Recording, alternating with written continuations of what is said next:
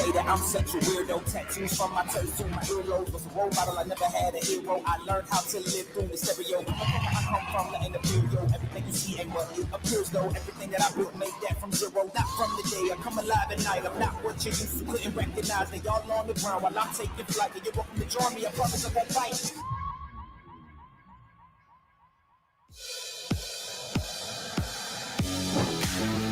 World Supercross is back. We crossed the Pacific Ocean to the sun-soaked Gold Coast. On our way to LAX. We made it to Sydney. Just landed here in Australia. Looking forward to getting racing. Tomac, Webb, Roxon, and the Danger Boy Deegan are all down under. The storyline gets even more intense. Eli Tomac lights the candles. This is World Supercross, Aussie style.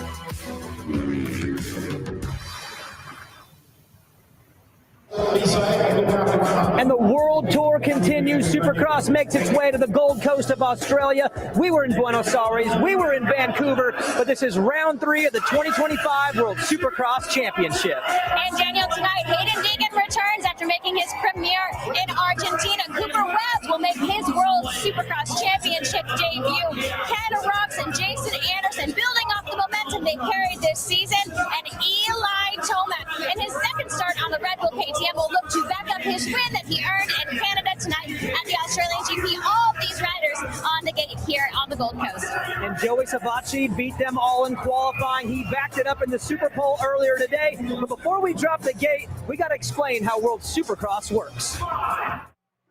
World Supercross brings together the best riders from around the globe as they fight to be crowned the FIM World Champion. There are 2 classes, SX1, which sees the 450cc bikes go bar to bar, and SX2, which sees the lighter 250cc bikes take flight around these hardcore Supercross tracks.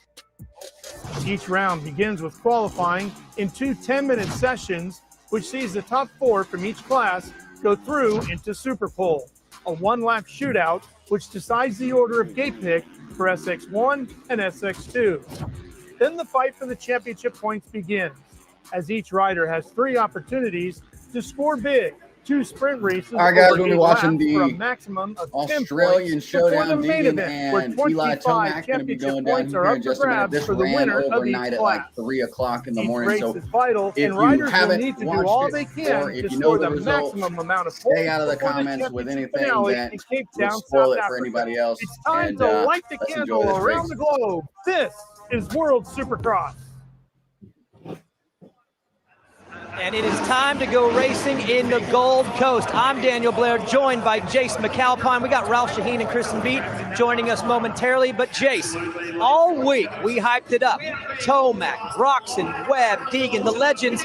But Joey Savacci says, hold on 1 second. He goes number 1 in the Super Bowl. And then in SX2, we've been talking about the sweep of Max Hanstey. Enzo Lopez says, not so fast. Underdog story tonight? Hey, I just got goosebumps listening to my national anthem in my home country at a World Supercross event. Mate, Australians love an underdog story. We got 2 of them with Joey and Enzo Lopes. This sets up for a crazy night of racing with a packed house here. The house is packed. The track is tough. A lot of mistakes in qualifying, a lot of mistakes in Superpole. But Enzo Lopes, who was getting things together in Vancouver, he was really special in qualifying in Superpole. And you just wonder how well Enzo has been riding all day, put pressure on Max to end up making the mistake that he did that gave Enzo the win. And then Joey Savacci was incredible. Now, Roxon was fast. Tomac was fast. Joey was just faster. And Joey, I mean, it's not a fluke. When you top the sheets in qualifying and then you go out and you do it again in Super Bowl, there were mistakes, though, across the board. I think there's more lap times out on the track for Joey Savacci, looking great tonight. And we are going to go racing in the Gold Coast, but first, It's the schedule of the night. We start with SX2, an 8-lap sprint. Both classes are going to get 2 sprint races. What do you guys think about this shorter format? Do you think that they should bring some of this back over to the United States, or do you like the way that we currently have our setup? And then we have the main event. It's pretty sick seeing these guys on the track more, but I don't know if it would work out any big better. Points on the line for SX2 and SX1. Now, before we drop the gate, we got to bring you up to speed on the SX2 class. Kristen Beat is going to talk us through the season so far. Round 1, Buenos Aires in this epic curtain raiser. One man stole the show. And Anstey making the charge. Here he comes on the 99. Inside, cuts across the field to try to take the lead. Anstey with a blazing 54.985. Absolutely perfect. Looks like the broadcast quality wasn't From that great. I Argentina, thought my quality was bad watching. Maybe Vancouver, Canada. they just didn't have it going on. Keep dropping Vancouver. Oh, 3 riders wide. Here we go. Tomac gave it to them boys in Canada. About to get real spicy here. Once again, the Brit was unstoppable, making it a clean sweep across the board. And guess who's first to the carpet? Turn number 1. You got it. It's the Englishman on the 99, Max Anstey. Everybody chasing as we're past the halfway point here in SX2. And Anstey has made it look easy here tonight. Reigning champion Shane McElrath, however, has struggled to find his flow. So McElrath is definitely losing ground to the 99 and is taking everything Shane McElrath has to figure out how to get around it. McElrath trying to come around the outside. He's been on the primary bike, the backup bike. I'm not sure which one he's on right now. I'm guessing the primary, but the way his night's been going, who knows? As World Supercross hits the Gold Coast, who can bring the heat to our championship leader?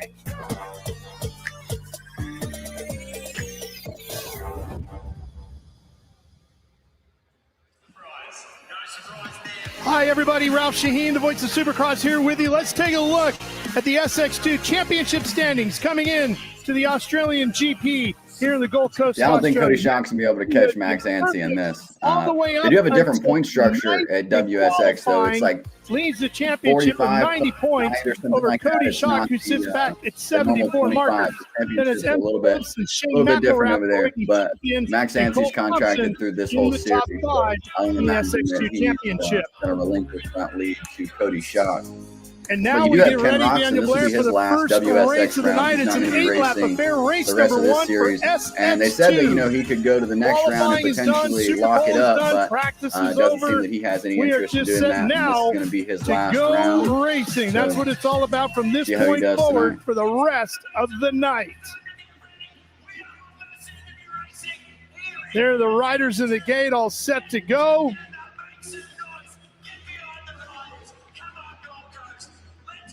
The 30-second board is up. The Gold Coast of Australia is known for its stunning beaches and incredible surf locations. Tonight it is where you will find the largest gathering of the best Supercross racers on the planet. They are here for one reason, the quest to be crowned world champion. Drop the gate! Headed off to the first corner, and Anstey's on the inside on the 99. We got somebody off the track. Looks like the other start.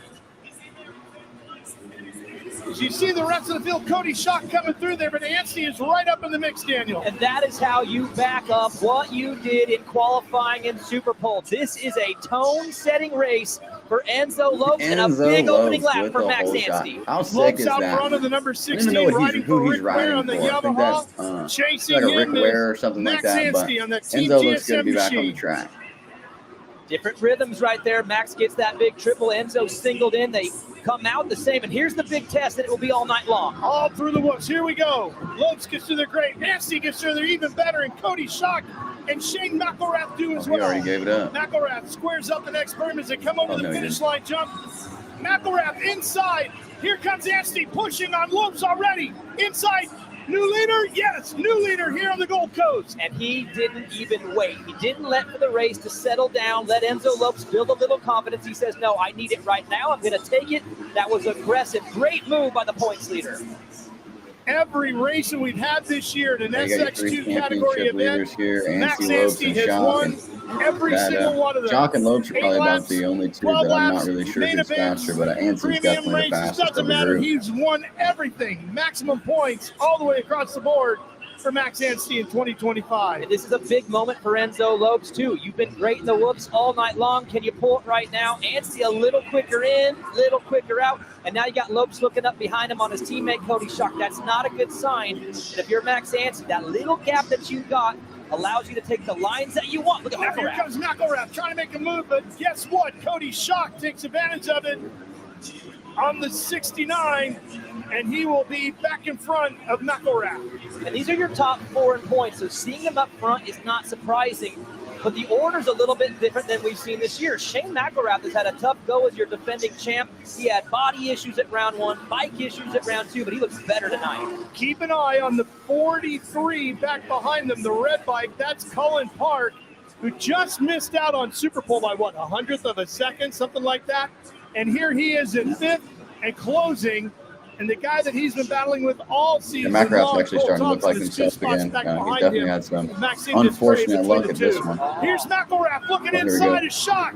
Takes the spot away, and McElrath moves up into the top 3. And I think we're seeing the passing spots on this track. It's after the whoops, after the finish, and in the first corner. Those are the 180s. Oh, look at Schock coming back up the inside. Cody Schock up the inside. McElrath trying to find a way to defend it. He gets a pretty good drive off the corner, hugs to the inside. Great side-by-side battle, but Schock is a little quicker off the corner and into the wall jump. That was great defense by Cody Schock. Shane McElrath wanted to get him back in that right-handed 180. Schock gave him nowhere to go, but now look, Cullen Parks joined the party. Yeah, as we said, all that fighting between McElrath and Schock has allowed Park to close right in.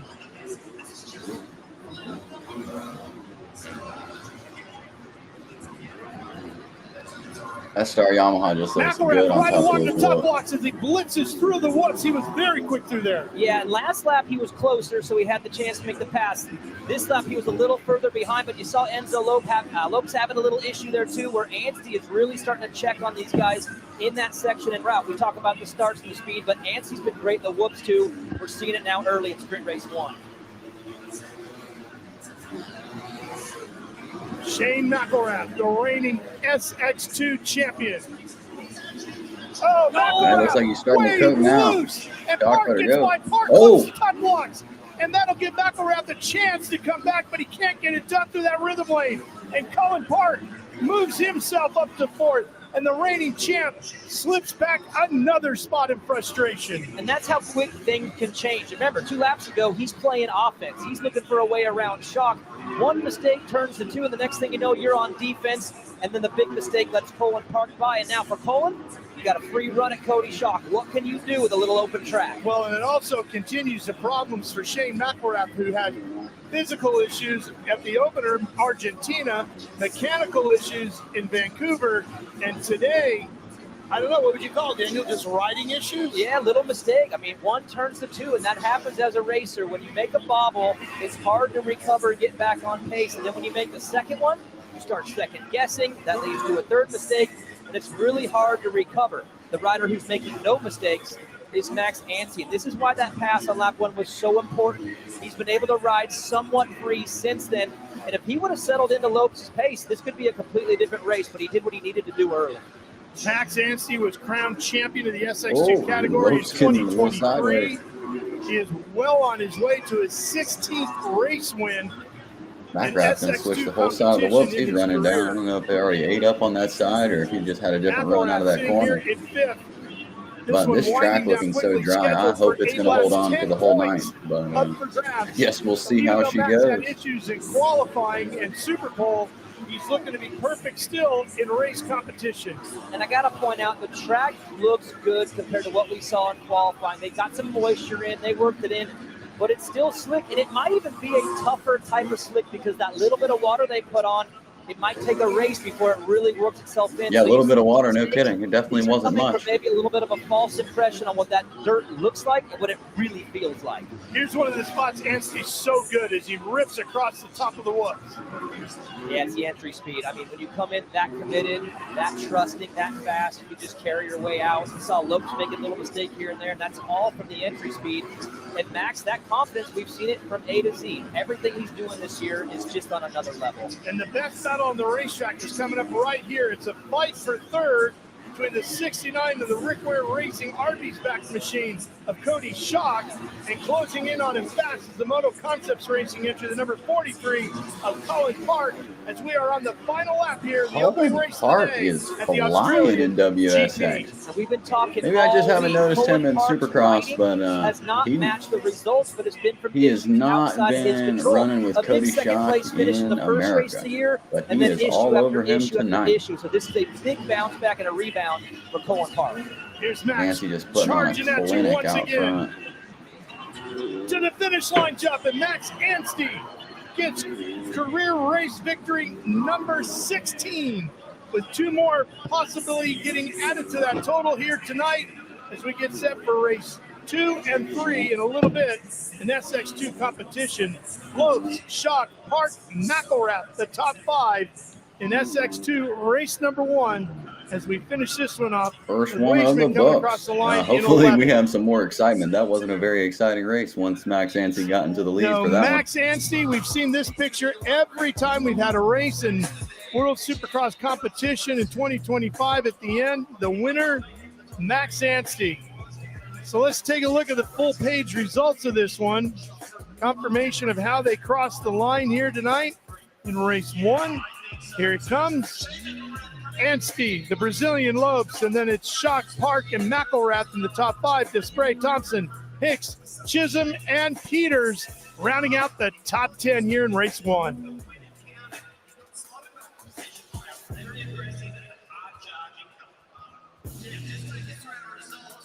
All right, let's go down trackside now and get with Kristen Beat.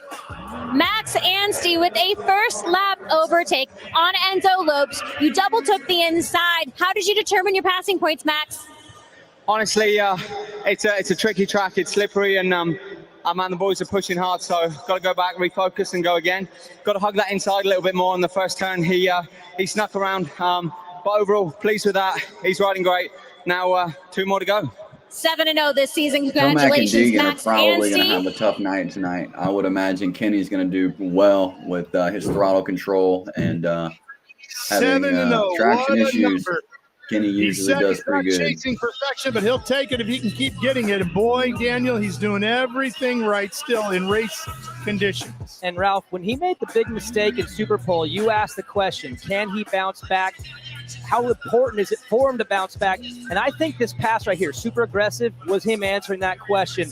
I'm not fazed by the mistake. James I'll Stewart take would call one that on a the grown chin. It's man okay. pass. And then he sprints away. So I'm very impressed with the way he responded to his first mistake of the season. Yeah, the challenge, though, what Super Pole hurt him on is the fact that he doesn't get the ultimate pick that he wanted game-wise because he's got to start. Yeah, that's what happened to in Mac that Rabb. game My man now about all went for night a long, and ride. it might not be the And one he sent him really in the tough wanted. lock. Well, and he said Enzo Lopes snuck up the inside, and Enzo will be inside of him all night long. So if you're Max and you want to avoid that from happening again, you better get the jump and move over, because if Enzo's there, pushes him wide, we might see that all happen again. But ultimately, none of that matters. It's who gets to the checkered flag first, and it's still Max Anstey doing that.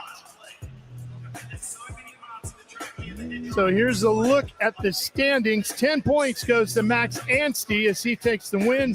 9 for Lopes, 8 for Schock, Park, McElrath on down.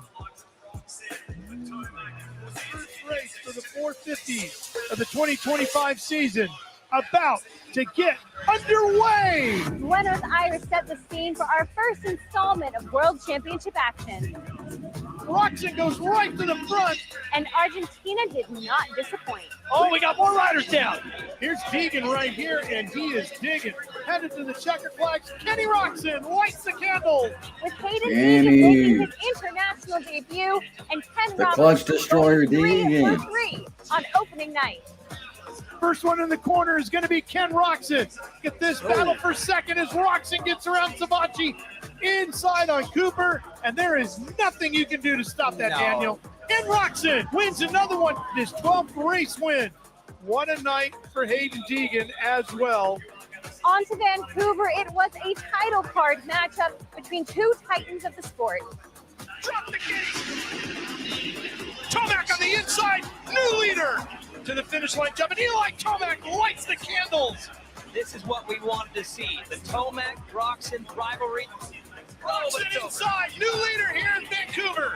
2 of the best riders ever in the history of Supercross Eli Tomac wins the overall as he wins race number 3. And here in Australia, Cooper Webb and Haiden Deegan will join the fray. Who will come out on top? Down under.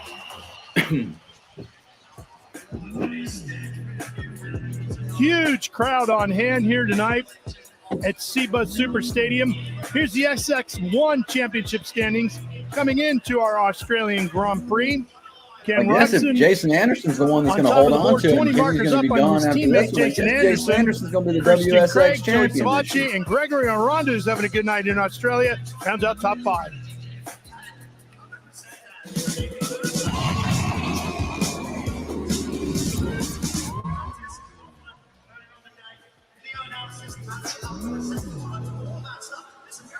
Getting ready for SX1 race number 1 here in the Australian Grand Prix.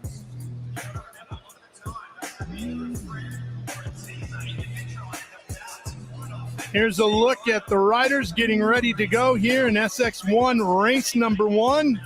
It's going to look like this: Christian Craig and Jason Anderson and Joey Savacci as we work our way across the gate, Daniel. Well, and I like those first 3 gates because of what we saw in SX2. And these riders picked the gate before that race. And after watching what they saw with Enzo Lopez up the inside, I'm wondering if they're questioning that pick now, but they don't have a choice. They're stuck in these gates for the night. So I think that it's going to work out okay for the good starters, but I'd watch Christian Craig sneaking up that inside tonight. Well, Joey Savacci's the quickest one so far, Kristen. Deegan.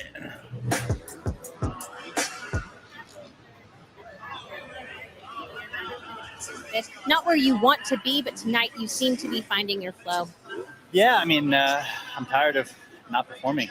I've felt good. It's just, I haven't executed my job. And it's been frustrating, I'll be honest. Obviously, Argentina didn't start off great. Had a big hit in practice. But, Vancouver was almost a step in the right direction. I just needed to execute a little bit better. But, I feel really good today. I love being back in Australia. I'm just excited. There's a lot of good guys here, wild cards. So it's good racing, and looking forward to trying to do the upset. And we're looking forward to following that. Best of luck tonight, Joey. And Kristen, some breaking news here in our SX1 category. Everybody's been excited to see Haiden Deegan run a 450 for the first time in Supercross competition, which we got to do in Argentina. He's back riding for the second time in a Supercross format on a 450 here tonight in Australia. But yesterday, Haiden and his father, Brian, confirmed to me Haiden will not, I again say will not, ride the 450 in AMA Supercross competition in 2026. He will go back to the 250. Not sure which coast he will ride. He will make his appearance again on a 450, Daniel, not until the outdoor motocross season gets underway. What do you think of that decision? Well, personally, I'm bummed because I wanted to see it. I'm excited about this kid's future, and I wanted to see what he did with all the legends this year. But he's following the traditional path that we've seen most recently. Riders like Chase Sexton and Jet Lawrence starting in the motocross portion, because these kids grow up on motocross. They're more comfortable. Supercross is something that's more learned. And yeah, he's going to give it one more go in the 250 before he moves up permanently. One thing I asked Brian, his father, I said, did you learn anything from your daughter Haley's try at NASCAR? And he said, yeah, not to rush things. And he said, so we don't need, he goes, he's only 19. There's no need to rush this. Let's make it perfect. And we'll get him off the 450 for the beginning of Supercross, and we'll get him back on the 450 in the summertime. All right, let's focus now on what he can do here in his final appearance in a Supercross format on a 450. As we see where Roxon, Tomac are at, and Savacci right there, and Jason Anderson. Man, this is a stacked field. Yeah, so many champions. And what I like is that this is what I call the 30 club. These guys are all over 30, so they're continuing to be fast and strong, but their racecraft has gotten better and better with age. So this is just a group of guys who refuse to move on, refuse to retire, and they're still elevating their game each and every. We saw in Vancouver between Roxon and Tomac, they were as good as we've ever seen them. Tonight is going to be a big test for these boys as they take on, though, the 19-year-old who now has nothing to worry about future-wise 450. It's just all about tonight. Yep, that's right. They call it Seabus Super Stadium here on the Gold Coast of Australia, and it is packed to the roof here. Not an open seat anywhere as we get ready to go. This is another 8-lap affair with 10 points on the line for the winner. 20 seconds away from the start of this one. You see the 30-second board. She'll turn it sideways and exit the racetrack when she's told to by the official, and we'll be ready to go. So are you ready for SX1 here at the Australian GP? Let's drop the gate. Here we go. Where's it gonna be? Aranda with a great start on the 20 goes wide, but Sabachi tries to come up the inside, and Joey is going to get the lead early on that number 17 quad lock Honda. Man, Aranda is right after him, and look at Eli Tomac, and coming with Tomac is Roxon, and also in the mix is the 28 of Christian Craig for the other quad lock Honda.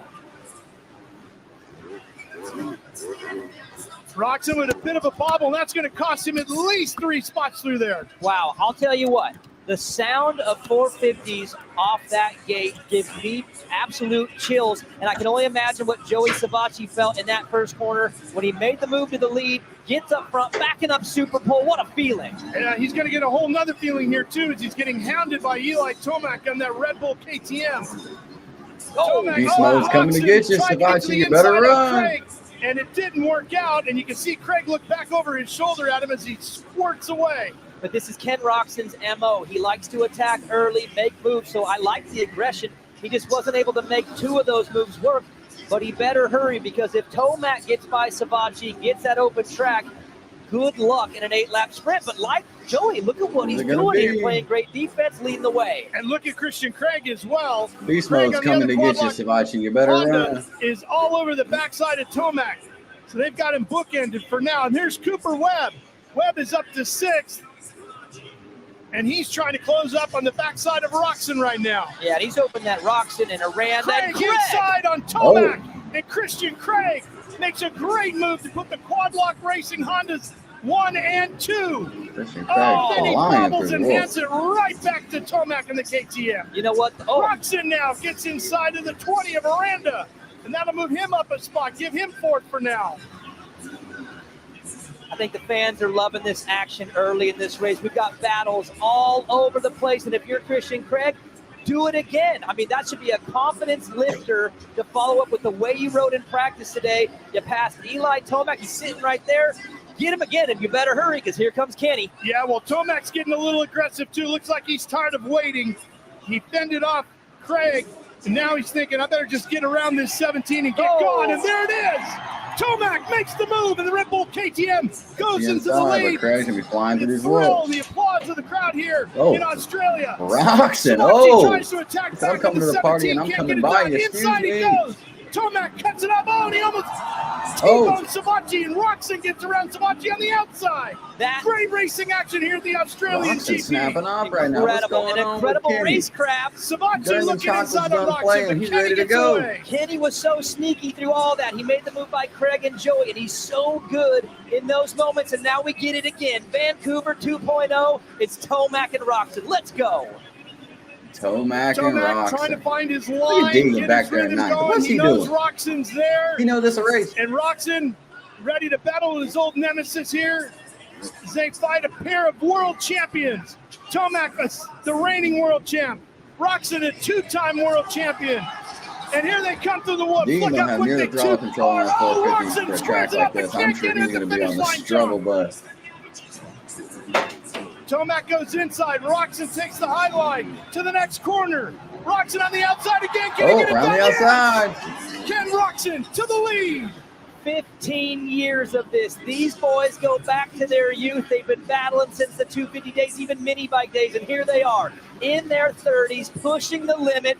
And for this moment, Ken Roxon makes the move and gets the better of the number 1 of Eli Tomac. Great work, Kenny. And this is exactly why we have a sold-out stadium here in the Gold Coast. These Australian fans have been so anxious to see these top-level legends battling it out just like they are here tonight, and these racers are delivering in the Australian GP. And think back to those mistakes. Oh, Roxon man. tapping into the top box. He was so close to the edge of the track to the whoops. Ralph, a first lap mistake, a second lap mistake. He recovers, he regroups, and that race calf comes into play. It gets Craig, gets Savatgy, nice and slick, and then one-on-one with the legend Tomac. This is an incredible moment and ride by Ken Roczen. Not only did he get around him, he's pulling away from him. The gap right now is 1.5 seconds. Ken Roczen's throttle control is just on another planet. This track ain't got a drop of Almost water in done. it. We're already He up to is lap an 6 here expert on this of type the of track. scheduled 8. Probably and from Roczen Europe. looking Those for 10 tracks over points there here. are buns. Just a perfect balance of aggression, craft, and throttle control on a slick track. I mean, Kenny is at the top of his game right now as the battle heats up between them teammates. It ain't over with them.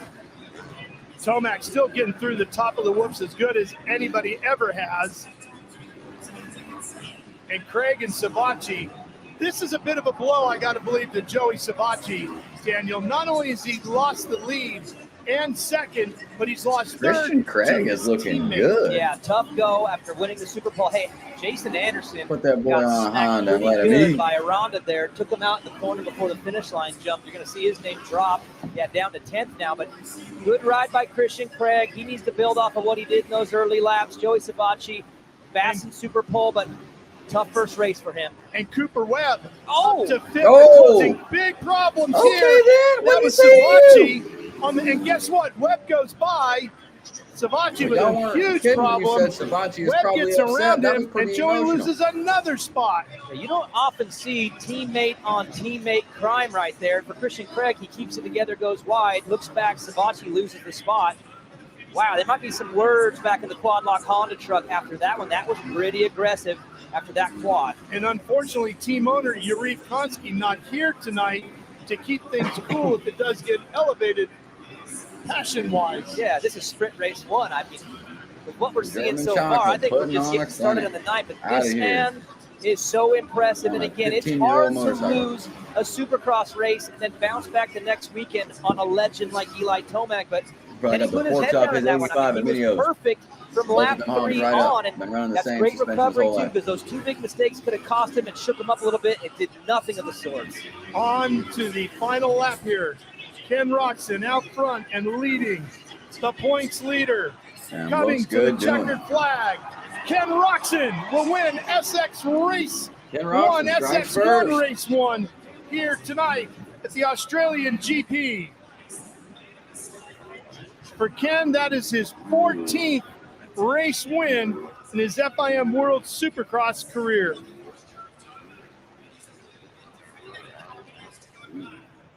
And he brought this crowd to its feet early and often in this one as he fought to the front of the field and put With that lady and Tomac her behind baby. him. Like, why was that All right, movie Kristen, out of let's hear from everybody him. in that station? That's what I wanted to see. Ken Roczen, that was an exhilarating race to watch as a fan. I'm even out of breath for you. What was it like from your vantage point? What a great battle to witness.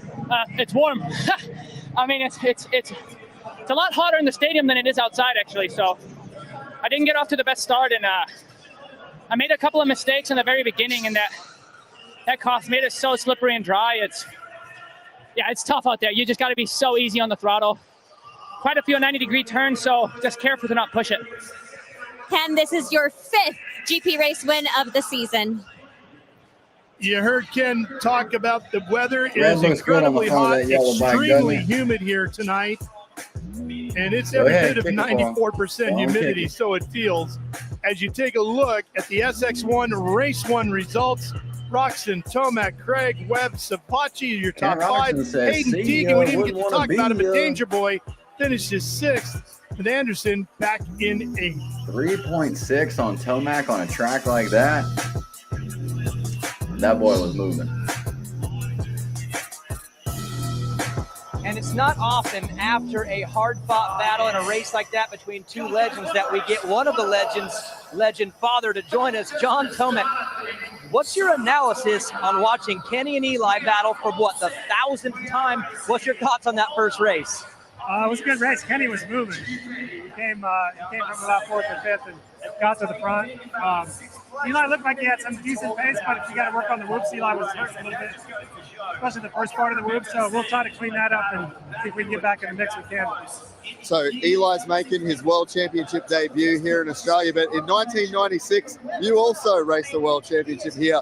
Second generation of Tomac racing for a World Championship in Australia. That's got to be pretty crazy. Yeah, it's awesome. You know, it's we're blessed, and I'm thankful that I was a professional athlete, able to travel the world and do World Cup mountain bike racing. And we raced up in, like I said, in Cairns, #96. And then last year we came back to Perth, did a round of WSX, and then another one here. But it's been a blast. You know, Eli's getting to be an elder statesman in the class, and we're still having fun and loving it. So you're a racer. When that's going on and they're battling like that, are you in that? Are you living in that helmet with him? Is Daniel blow Blair by like blow a still? hobbit, or Well, are they just really tall? I competed for a long time. You know, and I've been watching him do it a long time. So I'd say for a parent, I'm probably fairly mellow. Yeah, we've I've noticed. seen a lot, been through a lot. So, and I know whatever I do up here ain't going to affect what's going on down there. I can go help him out now, but when he's on the track, it's all up to him.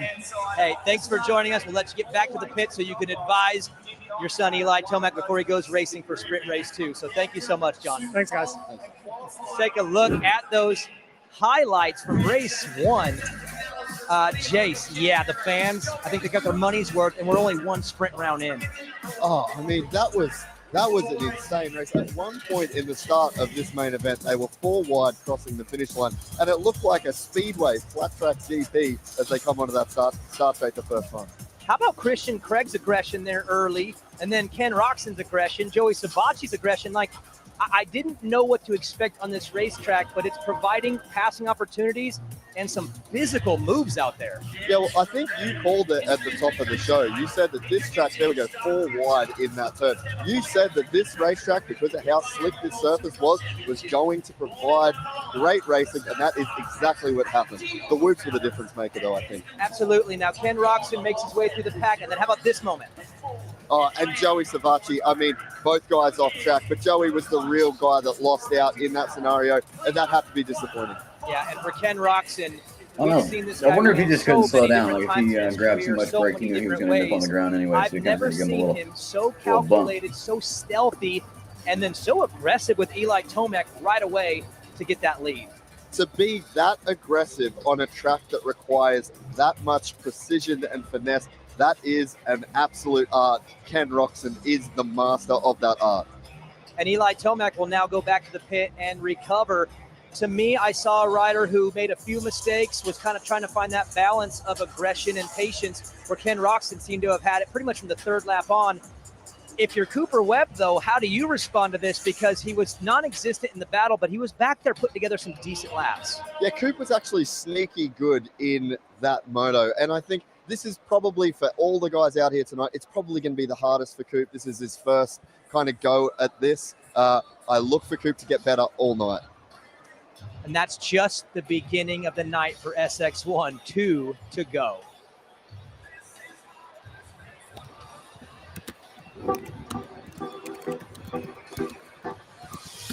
On a Supercross track, everything starts with the engine, which is the source of a racer's power. Inside a 4-stroke dirt bike engine, you have high-quality performance parts like the piston, the valves, and a camshaft. And when the spark plug ignites the mix, the crankshaft turns that explosion into rotation, while the clutch and gears turn that motion into speed. That's where the throttle comes in. Some riders are aggressive, riding with explosive bursts of speed, while others are smoother, rolling on the throttle to carry momentum and build speed through efficiency. A rider's gearing choice with a front and rear sprocket affects the power delivery dramatically, with some racers choosing a high gear ratio for quicker power or a low gear ratio for longer power. The clutch is a tool that can bring everything together if used correctly. A quick slip of the clutch can speed up the bike's response, add punch out of a corner, and deliver instant power exactly when it's needed.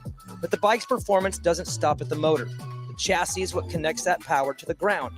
It balances rigidity and flex. If it's too stiff, the bike feels harsh. If it's too soft, the bike flexes around the track. The suspension, which is the forks up front and the shock in back, work in unison to absorb landings, track through ruts in the corners, and maintain traction over the entire track. Riders constantly fine-tune the compression and rebound on the suspension, meaning it stiffer for jump faces and whoops and softer for comfort through corners. Then come the brakes.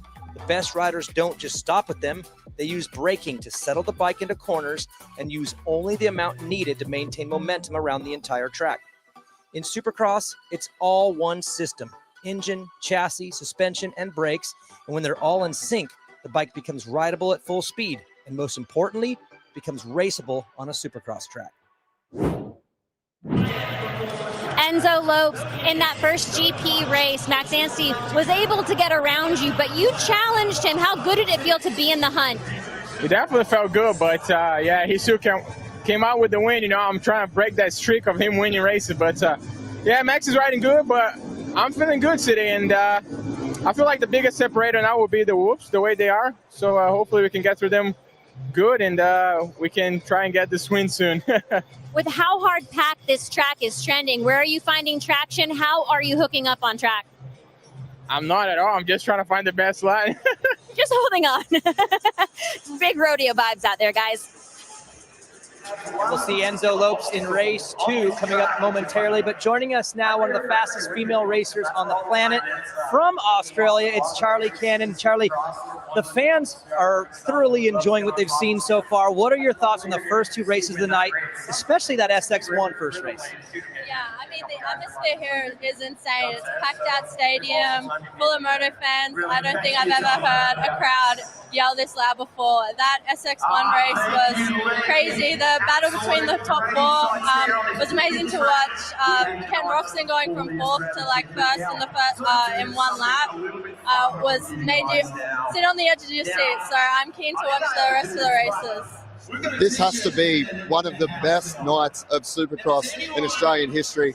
We always say as Queenslanders, you and I, that we love our sport, but to see Queenslanders turn out for a night like this is something special. It is special. To have it in Queensland, I feel like we don't really get much Supercross races in Queensland, so it's great to have it in our hometown and all the fans that probably can't make it to all the other races. And to have all the pro riders in Australia, it's awesome. You're a very successful racer yourself, and you've had a chance to travel the world with that profession. How fun has it been for you this year, being able to travel and race and be successful on the motorcycle? It's honestly a dream come true. I get to train, race, travel the world, doing something that I really love. So I look forward to next year. I will be living in America. I'm training, racing the best women in the world. So I can't wait to be on the podium, get the racing underway, and yeah. Well, congratulations on your success. Good luck in the future, and enjoy the rest of your night here in Australia. And for you watching at home, you can vote for the Rider of the Night. The QR code's going to pop up. Scan that code, pick your favorite rider here at the Gold Coast of Australia. Lots to choose from, too. I don't even know who my favorite of the night is. Of course, Enzo Lopes and Joey Savatgy got me fired up after the Super Bowl. But Max Anstey, Jace, he's just been so unbelievable once the gates dropped. His move early in that race on Lopes to make that pass, that was pretty aggressive as well. The guy's just found another level, and he's just sitting on it. Well, and Enzo Lopes showed us just how important it is to get that P1 in Super Bowl, and then Max Anstey showed us how important it is to close these races out. He was flawless. You said it in the call, but his whoop entry speed, as you get into these whoops breaking down, the harder you have to be on the throttle at the end of the whoop section, the more you're going to unsettle the bike. He just carries so much entry speed. He can lay off the throttle, ride that thing out, and he's making up so much time on these guys in those whoops, and ultimately just taking pressure off himself throughout the rest of the race. Look at the fans fired up. They want more. They're going to get more. We've got another sprint race coming for both classes. And, of course, the main event, 12 laps to close out the night. Look at Cullen Park. He got a good jump out of the gate. But Enzo Lopes, super sneaky up this inside. And he's going to have that gate all night, right? That is the importance of going out there and getting it done. And he looked great in those opening exchanges with Max Anstey. Ultimately, though, it was Max Anstey that put an aggressive but very fair move on him to get into P1, and he just rode away from there. You know, these boys rode all day alone, chasing pure speed. That was our first chance to actually see some racing and learn what works, what doesn't work. I have to know, Shane with a big mistake right there. That really was tough for him in the mid part of that race. But I have to imagine now they're reviewing what happened, and now these lines that they just finally raced with, they might be a little bit more polished with those lines now that they know where they're at. Oh, they might as well been on the track for the first time in that race. It changed so much. But one thing that didn't change was Max Anstey collecting that checkered flag first. Yeah, and 7-0 feels really, really good if you're Max, but it also stings if you're Cody Schock, Enzo Lope, Shane McElrath, who are all riding great. They just haven't been able to find a way. Just something, maybe a start, maybe the whoop, something to overtake Max Anstey. It's been a great night of action so far. SX2, SX1 just getting started. More racing coming from the Gold Coast of Australia.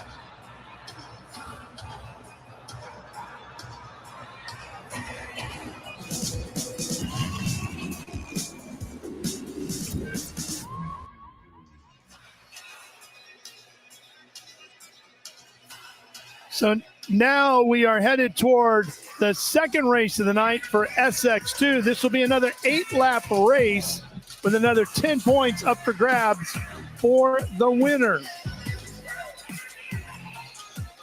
And the key, again, will be Max Anstey. Can he stay perfect, Daniel? We'll see. Well, what I'm watching to kickstart this race is going to be that start. Can Max Anstey execute what he's done all year long, which is off the pad, make a good shift, and then get over enough to protect the inside, because he recognized Lope snuck underneath him. So I'm watching Max on this start. How far over to the left can he get, or will we see an absolute replica of Moto number 1? Well, as we saw in Vancouver, Max, as you take a look at the gate picks where they'll be lined up, McElrath, Loeb, Schock, and the rest, Max, who will be in gate 5, was perfect coming out of the gate at the start of every race in Vancouver, was the first one to the corner. Each race, he got a little bit further out in front of everybody by the time he got to the corner, too, and then ended up having total pick of the line that he wanted entering into turn 1. So pretty scary, because he gets better as the night goes on, and that's tough news for the competition, because that first one was pretty dang good.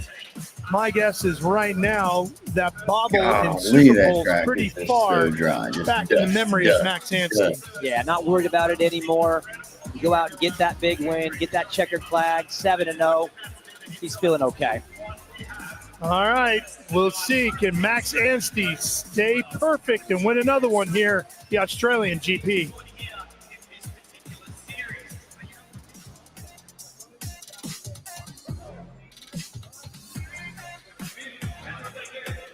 All right, let's take a look as you see this huge crowd on hand here tonight.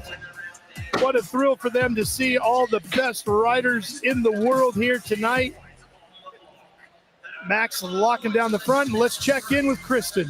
Thanks so much, Ralph. I checked in with a few of the SX2 riders leading into this second GP race, and all of them have expressed deficiency in their bike, all of their bikes feeling underpowered here. I asked some of their mechanics why. They said the humidity, the climate is actually affecting the power output on these bikes because of that 80% humidity we're seeing here on the Gold Coast.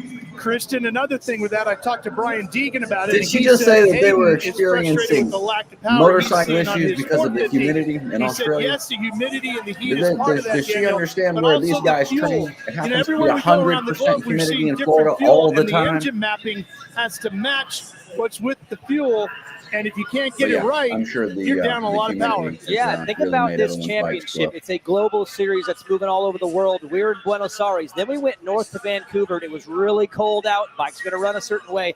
It is hot. It is humid. We're in an open stadium here, so a complete change. And yes, the fuel plays a role, the mapping, everything plays a role. And this track's tough. There is some tricky rhythm sections, and when your bike's not working exactly how you know it to be, you second guess a little bit. So that's going to play a role as we get into this night.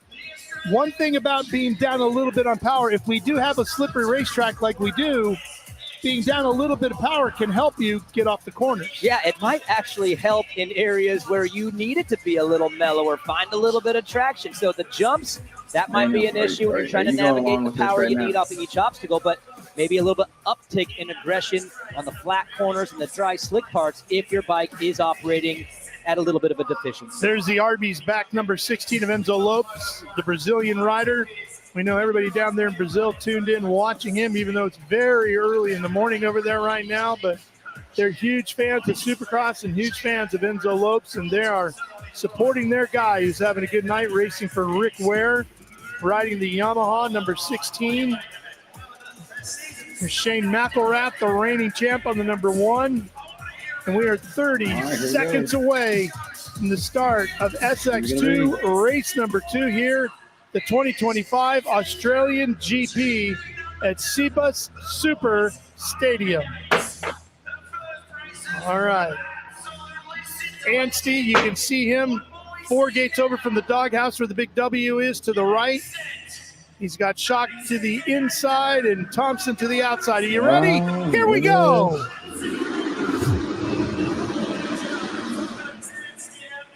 Anstey with a good start on the inside. Anstey had a Gets perfect tight to the start. bottom, takes the lead, and one rider down hard, coming through the rhythm section right after the first who just corner. got ran over? Didn't get a chance to catch a number in all the dirt that went flying up. But Anstey's out front. Golly. You got Lopes right behind him. Then here comes Shock on the 69.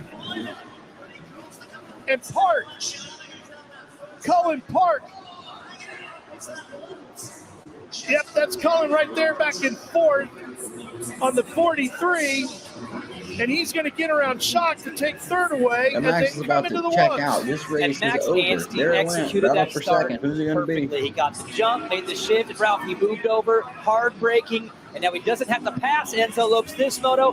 The battle's right behind him, though. Yeah, and we have to give credit to the 460 right behind them. That's Michael Hicks on the start, who got a tremendous start. He's up to 5th.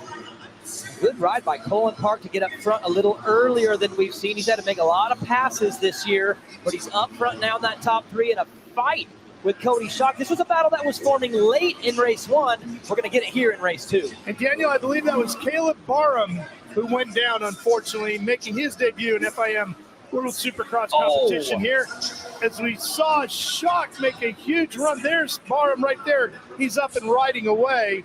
As Shock on the 69 gets Good to back see if around that guy Cullen is Park. riding away under his own Park power trying to after find that. a way back. That That's looked on gnarly. another rider who's down. that? Lopes. Yes, it is Enzo Lopes. Lopes is into the Lopes weeds. gets off into the tough blocks. What is going on? And down he goes and out of second place, dropping rapidly. So much going on right there. Cullen Park misses the triple, but gets back by Shock. Now you got McElrath and Hicks in a battle with Shock. Lopes down.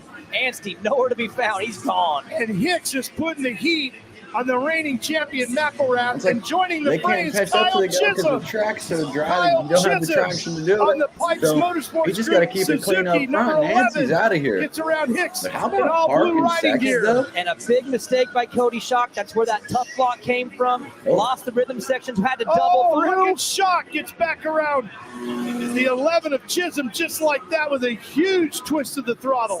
This is not what it looked like the lap ago. Everybody has switched positions. Now Cullen Park's alone.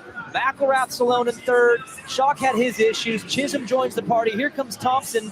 Kalana Humphrey making his debut. Oh, no. And Lopes is off. Lopes is done. Lopes he is to rides the back to the crib. I don't know, mechanics they're probably area back to the next to get the bike worked on. He'll be back for race number 3. But no points for him here in SX2 race number 2. Best ride of the season so far for Kyle Chisholm as he's up to 6th. Sprint races And I are love 10 seeing and Michael the Hicks main in event's 4th. Great 25. start They get for him. 45 Yeah, points he a was night. really So good in Buenos Aires in had to race get put number in 2, on that. I having was seen not him up to since. So speed good on for the him to get point back up in system that in lead World group. But Supercross. Max Anstey is being rewarded for executing the perfect start. And the start isn't always just off the gate and the shift. It's what you do in the first corner. And he had great braking, moved over, a lot of awareness where the competition was. And that's why he's rewarded right now with a clear track, and he is long gone. We are up to lap 5 as the leaders fly over the finish Well, line. it appears John, Max it's Ansie's Park, bike is McElrath, unaffected by the Hicks, humidity Schuck, factor Chisholm, affecting Thompson, Peters, whatever Humphrey, motorcycles Desprez, they were the referring top to as 10. the starting Chris line. mentioned the power of the motorcycle, all how the that's ones playing from the role. Florida Ralph, I probably think the okay. chassis is as well. It's so slick. Maybe the You want to European soften up the bike motorcycles so you can are, find a little traction, struggling. but this track's I'm not got sure. steep jumps and big whoops, so finding that perfect balance in suspension, it's been a fight for these guys all night as well. Chisholm got back around Thompson, so put him back into 6th. And the Canadian slipping back a spot. Thompson. Cullen Park, though. Meanwhile, Rolling in Anstey P2, holding absolutely it down. perfect. Oh, boy, hey, gets a little hey. loose there on the back end. And those are getting tougher. I mean, Enzo Yeah, those Lowe wolves have to is be one of the slick. better riders. Eli in boats. Tomac, We didn't see the crash. We saw Haiden the end Deegan, of it. For him to probably go struggling. down, You know, they like to he's get a big and handful strong and throw talented as everywhere he they is. go. You know the And back there half of doesn't that look whoop like there was section any is getting traction on this cuffed out. racetrack. It's getting slick. Even though Eli We saw Tomac Max is Anstie, living who's up been in the best all Colorado season. He mountains, gets a little probably kick out. zero water And on we're his still in track, sprint but race number 2. probably a Those are little going to get tougher, Ralph. We're not even halfway through this night. How long till we see them start jumping through those whoops, Daniel? Well, they didn't do it in qualifying, so if they're going to do it, they're going to have to find it in the moment, and that's really challenging. Justin Cooper was a wild card in the first 2 rounds of the season. He was always the first to find that rhythm. Without him here, I haven't seen anybody do it yet, so it's going to have to happen in the moment. But if they get any tougher than they are right now, the option will at least become available in their mind, but it's going to be tough to get it that first Here's time. the fight for second right here. The 43 at Park trying to hang on in front of Shane McElrath, the reigning world champion in this category. Old man's coming to hunt late in this one. You better watch out And running that McElrath edge. both get through that big whoop pad End up in the fairly weeds with smoothly. Lowe. Different lines, too. I mean, that's what's telling you right now how challenging they are when these guys are looking around. Maybe the left works for a while. One bad lap, you start looking for the right. Max Anstie So at is least there's 2 gone. options moving forward. Cullen but Park these is guys are going to be challenged for the rest of this really night. holding his own here in It's only gonna second. get tougher. And here's Michael Hicks on that 460. Thompson, Chisholm, and then behind Chisholm comes Kyle Peters on the 110. Pretty good ride for him as he sits in 8th right now. Yeah, making his way back through the pack and trying to find a way by Kyle Chisholm, who you said is having a great race right now. We've seen him kind of sitting in this area most of the season, but we had a few laps there where he was closer to the top 5.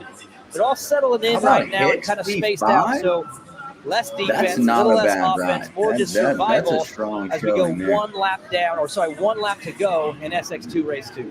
Final lap underway here in race number 2. Last year, Kyle Chisholm finished 7th overall in this category. His best finish, a 6th at Cardiff, the very first FIM World Supercross race, and he Probably matched hasn't that put a in drop of Vancouver water on their a year track in a ago. month. It's the only thing That they've was been beautiful. riding. I mean, the Just way he entered that locked in. corner, the braking technique, his ability to roll up the throttle, a smooth delivery all the way around. You match that with perfect rhythm sections. He's not clipping anything.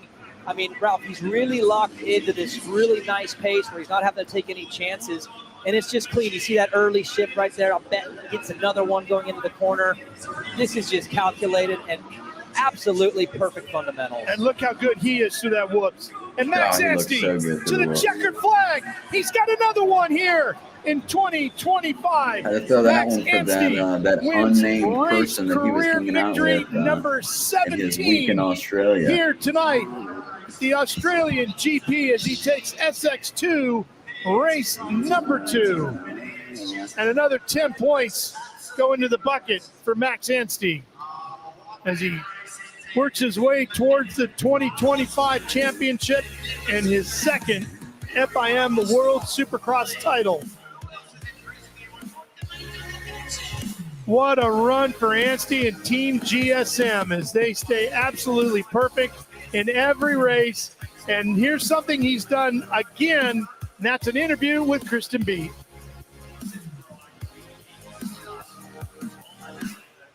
I was actually just noticing on your bike all the movement you were making throughout that race because you can see it by your graphics. But Max, during that race, a slight bobble through the whoop section. What did you say to yourself after that moment? I tried some different lines. They're really tricky. They're really slick. And I actually said to Austin, my mechanic, I was a little too aggressive. I've got to be a little more gentle with the gas. It's so easy to break traction. My bike's working great. Shout out to all the Star Racing Yamaha crew back in Cairo, Georgia. The bike's amazing. Thanks to everyone here tonight. We've got one more to go. Let's go get it done. The win Can you imagine streak that? You're coming through the whoops, continues. you got a little bit too much up the out It it goes. is Now just you're remarkable, in the weeds Kristen, within because so many Like, little this things track can go is wrong in a gnarly. I mean, Supercross these dudes are race, racing even just an 8-lap at the affair. highest level. Like, And these Max guys has been are perfect ridiculous. every time we've dropped the gate. Anstey, Park, McElrath, Schock, and Hicks, the top 5 in race number 2.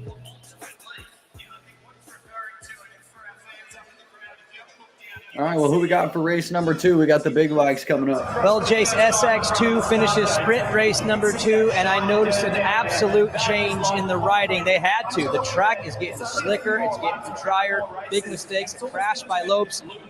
Another thing, they didn't get this track down until super late, so they probably weren't able to put First motos, any it looked water like in these the guys base were layers. racing This each track is just other. gonna That be second probably moto, it jump looked by like the end. the guys were racing the track. Those whoops looking especially difficult, but I just don't think these guys can take their eye off the prize anywhere around this Gold Coast circuit. In the whoops, Max Anstey said in his interview that he had to change his approach a little bit, back off a little bit. What did you notice with him? Because he did have a big mistake there. Do you feel that's just power? Was it the line choice, a combination of both? Because that's where he was special. He was better than everybody in the whoops, but even he had his issues. Well, that's the problem when you go searching. He has been able to be on this track out front doing his own thing. He's been able to have his pick all throughout the day, but the track dictated, not other riders, that he needed to change lines. It's a risk, and that risk almost cost him. Oh, Enzo Lope in the see it weeds. cost Enzo Lope huge repercussions for him in the championship, not just this overall. Yeah, and he was so great, Super Pole and that first race. There's Max's big mistake, but you saw McElrath and Park taking different lines. I mean, trying to find something, but we're getting to the point in the night. One more 450 race, and there might not be anything available for the rest of the field. But Anstey cleaned it up, and if he could continue to just kind of cruise his way through like that, I mean, he may have his biggest win of the night in the last one. And I haven't seen anybody jump these whoops. There's no real clear jump line through these whoops. These guys are going to be pulling an audible in Moto 3 if they are going to have to go to a jump line. We saw in Vancouver, they would blitz, they would hammer, drop in, and 3 out. I don't know if that's available yet, but I guarantee you they are thinking about it right now. Speaking of jumping whoops, one of the best to ever do it is down on the floor with Kristen Beat. Daniel, I'm standing by with Cooper Webb. Cooper, you're making your World Supercross debut, but also a debut on a brand new bike, a new chassis. How are you adapting? We're getting used to it. We're getting better each time out, but we're definitely still struggling in the whoops a little bit. That's an area we need to work on. So kind of stuck with what we got right now. We're dealing with obviously running some different fuel and stuff, so the bikes haven't been running great all day, but we're racing, man. We're learning. Just getting to try to get a good start with my gate pick and try to get back closer to the front of the pack. Cooper, thanks so much. He's looking to improve on a 4th place finish in GP race number 1. Guys, I know Cooper Webb entering this series had higher expectations for himself. I'm looking for him to try to make the podium. Hopefully Grandpa Earl And gave Jace, Deegan for his him to bike be able to back. do that, he's going to have to get a better start. But he mentioned with his gate pick in World Supercross, you carry that pick all night long. He's a little bit on the outside. So unless he just nails this one, he may be playing catch-up all night long. But you mentioned it before. If we do go through to jumpers tonight in the whoops, Cooper Webb is going to be able to make up massive amounts of time, especially if guys in front of him have moments. Those of you that don't know that white He thing is on the going top to of be that coming goggle, through that's the pack a maxi pad for the for rest of sweat. the People Coming sweat up on their next eyes, is so the sprint foam race doesn't number fill up 2 with for the sweat and it affects your SX1 eyes. division. And then we have those main events. So back to the track. Dry, slick, and getting tougher throughout the night. So I have to imagine that the riders are adjusting in the moment, maybe suspension adjustment, but there's definitely some things going on in the pit right now as the track deteriorates. And you know what? I've been getting texts all night. Everybody here is saying that is some of the best racing I've ever seen. Regardless of what happens, the fans here are absolutely loving it. They are getting a treat. It's been battles all night long. It's been mistakes all night long. We had Ken Roxon, who was absolutely phenomenal in the first sprint race of the night, making passes all the way through, and that was just the beginning. SX1 race 2 coming up next. Yeah, Kenny looked really good in that first one. He turned it on like lap 2 and then blew the doors off of everybody. Let me go ahead and mute this. Oh, no, okay. Thought we had an ad coming up. They pulled the stream down over an ad last week. Ken so Roxon, the ads muted. the winner of SX1 race number 1 earlier tonight. Can he go 2 for 2 here in the Gold Coast of Australia as we get ready for SX1 Australian GP race number 2? Another 8-lapper, 10 points up for grabs. What do you guys think? You think that the heat races in America should be worth some type of point system, like they've got 10 points up for grabs in these sprint races, and then they do the 25 in the main event? Yeah, I mean, that's the something we flat should do in the United corners are States, or just you getting think just tougher, 25 and for these the main? riders by nature are so aggressive. They want to hit everything hard, but they have to be I feel like it patient. could be So pretty right now, cool. it's Maybe just not about like all, finding that maybe on like balance, the East-West they're shootout legends rounds or for a something reason. like They're the that, and best in have the some type business of at point adjusting. system. That adjustment is I coming. think it could get spicy, add some bonus points in there. I mean, we've got There's Miller SMX on that's the already a Carnival 29. Series. You might as well add some other stuff in there. Beautiful city views of the Gold Coast of Australia. I don't know about you, Daniel, but this has quickly become my favorite part of Australia. It's been amazing. From the moment I landed till this very moment, it's been exciting. It has been hot. We are sweating up here a little bit, but the riders have it worse than we do. And the battles are going to get tougher, and that racing is going to get longer. So for them, the challenge is still coming. And now with my flight getting canceled tomorrow, I get another day. That's right. You get to enjoy the Gold Coast. Yeah. I'll be out of here right early. I'll hit you up when I get home after Yeah. I watch a few more Games of Thrones All episodes. right. Here come the rest of the riders making their way by us. You see Christian Craig on the 28. There's Aranda on the 20. He's had some real flashes of brilliance here tonight. What do you think he's got going now as he gets ready for race number 2? Well, I think he's just in the moment. And sometimes as a rider, you feel a track. You feel good on it. You get your confidence going, and you're battling with all these big-name guys, and you just roll with it. You just stay on track, get in there and battle. I will say, though, Jason Anderson got hit pretty hard by him in that race. We'll see if that resurfaces here in race 2. Kristen, what can you tell us? Thanks, Ralph. I checked in with Martin Davalos, team manager for the Firepower Honda team of both Joey Savacci and Christian Craig, who have been having phenomenal nights. I asked him what are his expectations for his team, and he said, listen, we're not there. Yuriv Konski, team principal, Martin Davalos not present here tonight, but they have been utterly frustrated with the season so far. They told their team no more excuses. It is time to perform, and we're seeing it from both riders tonight. They're getting the performance, but they're not finishing the job. Well, and there's some pressure in the team dynamic, too, and I have to imagine it's even worse now after that. Coming Savacci, together. yeah, and you know what? I don't think that was meant to be dirty. That was a big quad, and when you land off a quad, you're trying to break. I think it was just a kind of a bad angle he took, but hey, guess what? You make contact, you still remember. You see the points available, 10 for the win, 9 for second, and on down to ET3 is 1 my dog, for finishing in 10th. When Kenny's on, and World Supercross, he has Everybody been getting the a goggles force in place to be now. reckoned with. He doesn't lose very You see often in Cooper these Webb outside to the United right of States the races, W. and, Haiden he looks good Deegan tonight, just to and the this left track of is it on all the about throttle 38. control, and Ken Roxon He is had the a top master 10 of in that. race number 1. Can he improve here in race number 2? Tomac next to Roxon, and Savacci and Anderson and Craig all over there to the far I right don't know, of the Tomac gate. looks like he's already locked in. Get ready. Here Just we ready to go. World Supercross Championship Australian GP SX1 category race number 2. Yeah. Oh, it ain't Kenny. Oh, it's Blue Bikes. Oh, whoa, And whoa. it looks like it's going to be Tixier on the 911 getting a tremendous start and jumping out in front of everybody. Looks like these stalks just get blasted off the track. Like nobody knows you're there. They can't give you any room. Cooper gets by and yeah, gets out probably front. a scary bike to ride. And now Cooper doing what Cooper does, and that's pull away. Yeah, and he was so smart, so crafty. His ability to nail that start, and not only the start, but the first corner, then aggression right off the top.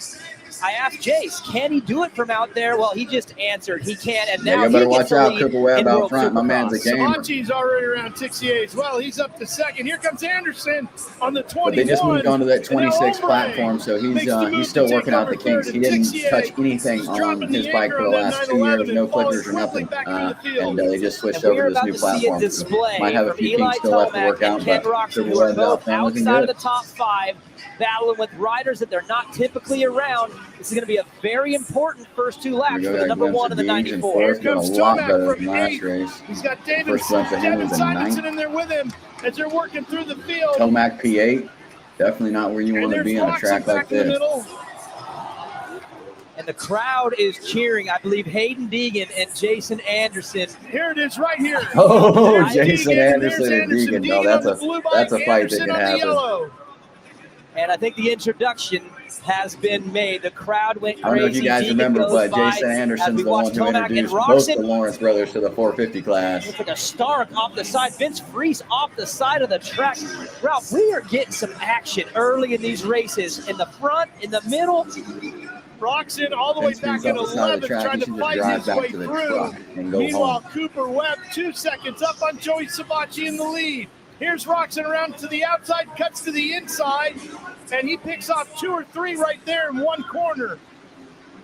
This track is racing so awesome right now. It's Christian Craig. Craig goes down on the 28. Back up and going, but he's going to lose a spot or two. He's back in 11th right now.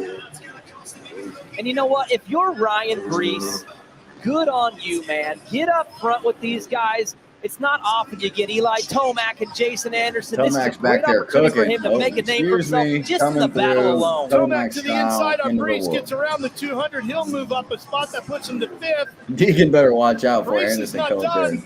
He's going to battle with him. But as they come over the finish line jump, it's a couple of bike lengths now between Tomac and Brees as they exit off the corner. Here's Anderson still chasing Deegan. That's a fight for third. It's Webb, Savacci, Deegan, and Anderson. And Webb is up 3.7. I'm telling you, there's no mind like Cooper Webb's. His ability to learn and adjust in between races, execute his start and be gone, that's just special. And how about Haiden Deegan now making his way up to Joey Savacci? And I'll tell you what, he is running from the 21 of Jason Anderson because there was contact Cooper Webb made. is gone. And this I wonder if that has something to debut do has gotten a little or spicier something that's here in helping race number Deegan 2. ride right now is having a glimpse of Webb just like another day at the test track. And beautifully carries a tremendous amount of speed through that Savacci's corner. just one guy in the middle. I'm sure he feels pretty comfortable. Closes in on Joey Savacci. Man, that rear end really kicking out on the 38 Yamaha. Elbow low, Deegan is charging.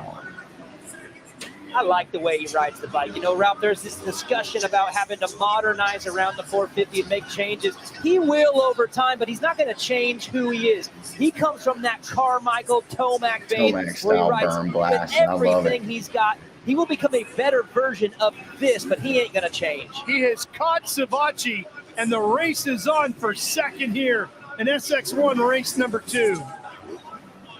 Haiden Deegan's starting to look really good back there. Final Supercross appearance First for race, not so much, but 2025 and looks like he's got something 2026. figured out in this one. On a 450, he'll go back to a 250 for the AMA Championship. Deegan going for second. Over the finish line jump, bar to bar. He cuts inside, down low. Oh, that was sweet. Come on now. Now Now we're playing cat and mouse. Now Savacci's like, all right, come on now. For a 19-year-old to have that kind of racecraft. Big mistake there, and Savacci goes right Excuse back me. by. Deegan, Come back back. Oh, to man, the I'm going to get inside. you. Nope, now he's going to Cuts play down cat and mouse. Oh, low. this Big is awesome. He's back out in front. Wow, man. 19 years old, making mistakes. That's okay. So aggressive. And right into the face of that rhythm jump. And look at Anderson now Anderson coming up up the the battle on the inside. What's happening Suzuki. here? 3 riders fighting it Savacci's about out. to lose it on Yamaha, this young Suzuki, buck. and Honda battling here with the KTM of the champ. Eli Tomac getting into the mix. What a great lesson for Haiden Deegan to fight with these tremendous racers and be in front of the pack. Wide. He's got gotta the whole stop field looking back, behind though. him. Yeah, that'll He be better learned move. over time. Get He'll on have the to gas. stop looking back. But right now, I think he's just making sure he doesn't get blasted because he's playing with the big boys. He's playing rough. Oh, no, he's he goes down. He tucked the front and goes down in the corner. What a shame. Yeah. And Daniel, I got to Oh, that believe was a good some of little that is battle right because there, he but- was looking too much back. Yeah. And you're not focusing so much on what's in front of you. 100%. Oh, But he was he having is too here much to fun. learn. Brian said it. We're here to learn so many lessons. Go back and just review those couple We got laps. There's Anderson so at the many winner of this lessons in pack. that. Come on now, I love this what I race is see. awesome. It was so good. Oh, Tomac with a huge mistake. Oh, we got Tomac doing donuts. Don't worry about it, Hayden. Even the best in the That's world right. do it. The legends make mistakes too. And what a fun race. And Roxon got around Tomac, who has another This bobble race right is there. Savacci is up in front of those two. He's in third. Then it's Roxon and Tomac rounding out the top 5. And Brees, he running finally high. gets him back after all of that. He gets to pass Eli Tomac. And we are on the final lap. What a night no. of racing here at the Australian GP. And Tomac, Tomac is still what are you struggling with doing, the brother? backside of that Red Bull What are we KTM. doing? Meanwhile, this Doug's guy out here out putting front, on a clinic. Cooper Webb, on a wild card appearance here tonight, having a tremendous run at the Australian GP race number 2. He has no clue what is going on behind him, and let me tell you, he does not care. He didn't want anything to do with that, and that all goes back to that execution. This man is so smart, so calculated. Oh, well, he's just gonna. There you go. There's a 3, and a 2. So he found it, Ralph. You asked. There it is. Cooper Webb, checkered flag, lighting the candles here at the Cooper Webb Australian setting the GP candles off with the for victory race in number race number 2 That's for the sprint SX1. races are Anderson, over. a superb Tomac ride to done slipped second. back to- Oh, and down Oh, somebody goes. just went down. Is that Craig? And then somebody yeah, gonna get under Craig Tomac. goes down. Good night. These Unfortunately, boys he had are a top racing 5 finish. hard That in goes out the Australia. window. Wow, what a race here in race number 2. Telly And just pulled a Sabachi fast rocks one on it and Tomac. breathes. Come on down, buddy. Round What's your out the boy top 5 doing? in this He one. said, get out of here. That's exhausting, All and we right, didn't so even the race sprint that one. races are I'm done. tired. My heart Now rate is the, at least next one's for the 150, main maybe event. more. And Ralph, that's why the fans show up. It's for that. That's what makes Supercross so special. It's the unknown. It's the unpredictable.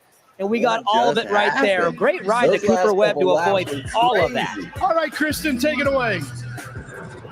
You guys, I have something to show you right here. This is how hard Cooper Webb was hanging on. It's actually peeling back the graphics on his number plate.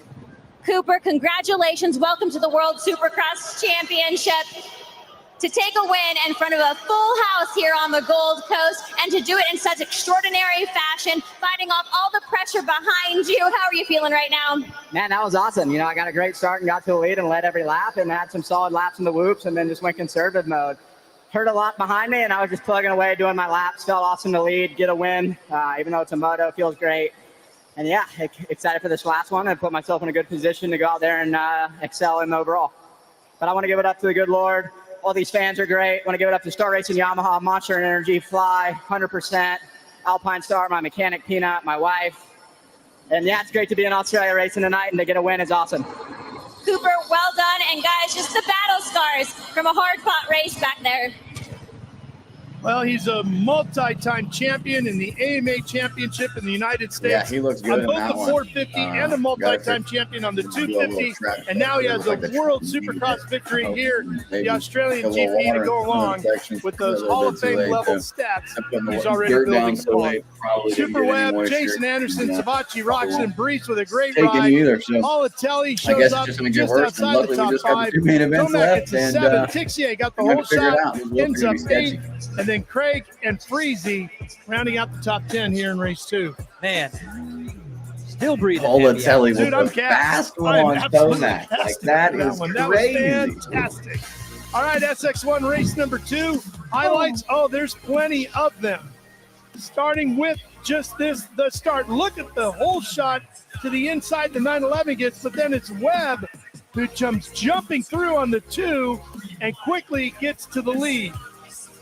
Yeah, the pass here, that won him the race because it I don't was know what's just up with the chaos start, behind but, him the rest of you the know, a lot time. of He didn't have people to deal with any of around it. around the start. And that's why we always say the start is so important, because the first corner is always chaos, and you never know what's going to happen after that. You know what's crazy to me, though, is Eli and Kenny were so far back. Christian Craig, 2 crashes in that race, but Ralph, they were so far back that they were in an environment that brings this type of stuff on. How about that, though? That was so fun.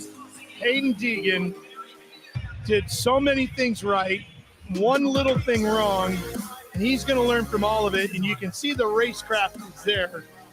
And as I said there. earlier, he told me yesterday he is not going to run the 450 AMA Championship for Supercross, but he'll get back on the 450 when they get to the Outdoor Championship. All right, more coming your way from Australia.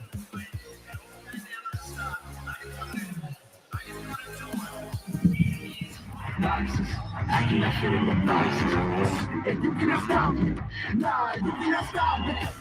of 9 to 5, just making enough to survive. Only living on the weekends. You really thinking that's why I'm alive? This life it continues with fighting me. Stop a film, make a living break. Confessions over these 808. Don't keep on the key, better stay away. I'ma be the best, came from the illest. I ain't with the games, bitch, you with the chest. You beating on my chest, trying to get my rest. Watch me while I flex.